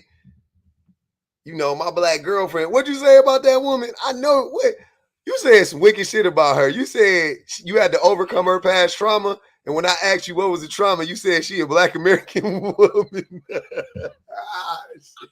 It's not funny. Something that's 400 years of trauma. It's not fun. Hold on. What you think was it? Sir, what do you think was happening in what country you from? Honduras? What you think was happening down there? We was getting to that money. We was fishing and farming. So look, some of my people try to fight with us with the Spain for the what was it, the Central American Independence War. Y'all was conquered. Why you speak Spanish? After that. Why you speak Spanish? Why you speak Spanish? Why you? Hold on, wait, Vo. Why you speak Spanish? Because after we got exiled from St. Vincent, our ancestral home, when we landed in Honduras, Spain owned it at that time. Oh, so, look at that. So you was colonized. We became comrades with Spain because we fought with them against the people who was trying to... You became comrades with Spain? The people that colonized you? They didn't colonize me. And Spain got kicked out of Honduras, so then my people stayed. So we had to apologize for fighting with Spain. How did y'all get there? This motherfucker. We got exiled because British trying to colonize our ancestral home of St. Vincent. So we fought them for 40 years. After that, they sent us to Honduras. Yeah. How did you get there? The British, in Spain, I don't know. They probably was in cahoots to get us there. It's crazy how you're not understanding how we got the same history. I'm not. We wasn't slaves though. How did you all get on the land? Mm-hmm. How you got on the land from St. Vincent to Honduras? Yeah, because you're not indigenous to that land. Right. I'm indigenous to St. Vincent. That's my. No, you're not. No, you're not. How? They don't look like you. I'm sure the Garifuna people. That's my indigenous. That's my ancestral home, son. Put a picture up of the indigenous people from that land. They don't look like you, sir. Oh, you an Asian or the enemy? You believe in conspiracy theories? After I supported my people for 40 years against the British, the only people that was able to stay on St. Vincent was the lighter skinned Garifuna people. That's the one who present more Amerindian than they do African. The one who present more African got sent to Honduras. Those were, by my complexion, I descend from the people who got sent to Honduras. That's when my mom was born. My dad was born. This is crazy. This is wild that this is wild that. All right, you know what? You got it. I used to. You know why I'm not gonna judge you, because I remember believing that shit too. I remember believing that type of shit too. Well, that's because they got it for the history. I got a video pinned on my page if y'all don't believe it. I don't believe it. Well, there's a video pinned on my page that could tell it better than I can. Dang, I wish I didn't have you blocked so I could go look. Because that is very interesting to me. That's like super. And I don't know if y'all have ever heard somebody like say multiple things that's not true at a time, and you trying to figure out like which, you know what I mean? Like which lie is which first. Like you don't really know which way is up. But I don't know. I'm gonna figure out a way how to investigate that, and I'm gonna put a tag in and then come back, because something about that is fishy. And I know that I know it at the front of my head, but I just can't get to what it is. I don't know. Why do people block people? Because some people deserve to be blocked. Superfly. I mean, my perspective on that is I unblock everybody on both of my accounts. This is my backup account, right? Mm-hmm. So I don't have to flee or be a coward or block anybody. It's just not in me. I can't do it. If you have to unblock them, that means you blocked them. Oh, I mean, yeah, because they were just purposely like tripping and hating, but overall, I unblocked everybody because they're not a threat. Don't that sound like a reason to, I mean, you ain't got to be a threat, but. I'm just saying, I unblocked everybody. On both of my accounts, nobody is blocked, period. Bet. Hey, I ain't gonna hold y'all. I gotta go with my baby. We about to go play soccer. We got a soccer game about to crack off. Wish us luck. We got to be there in about, 20 minutes or so. Shout out to everybody on the YouTubes, man. Thanks for hitting the super chat. The Brass Doll, to Nigel, Miss Chrissy Baby, Sag, Abby, Osa, Antoine, Teresa, At Risk Youth Gourmet, Bama Eat Cool Lickles. At Risk Youth Gourmet, Bama Eat Cool Lickles. Yeah, hey, them pickles. Them Kool-Aid with pickles was top tier. And we used to stick a motherfucking Jolly Rancher in the middle of them bitches. You get them long Jolly. I don't even know if I ain't seen a long Jolly Rancher in a long time. We get that 5-inch Jolly Rancher, no Diddy, and throw that mug in there and get to. That shit was beautiful. Loved it. Hey, man.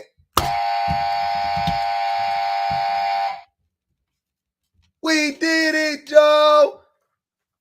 I love y'all, man. I will see y'all later today. I'm running it back again.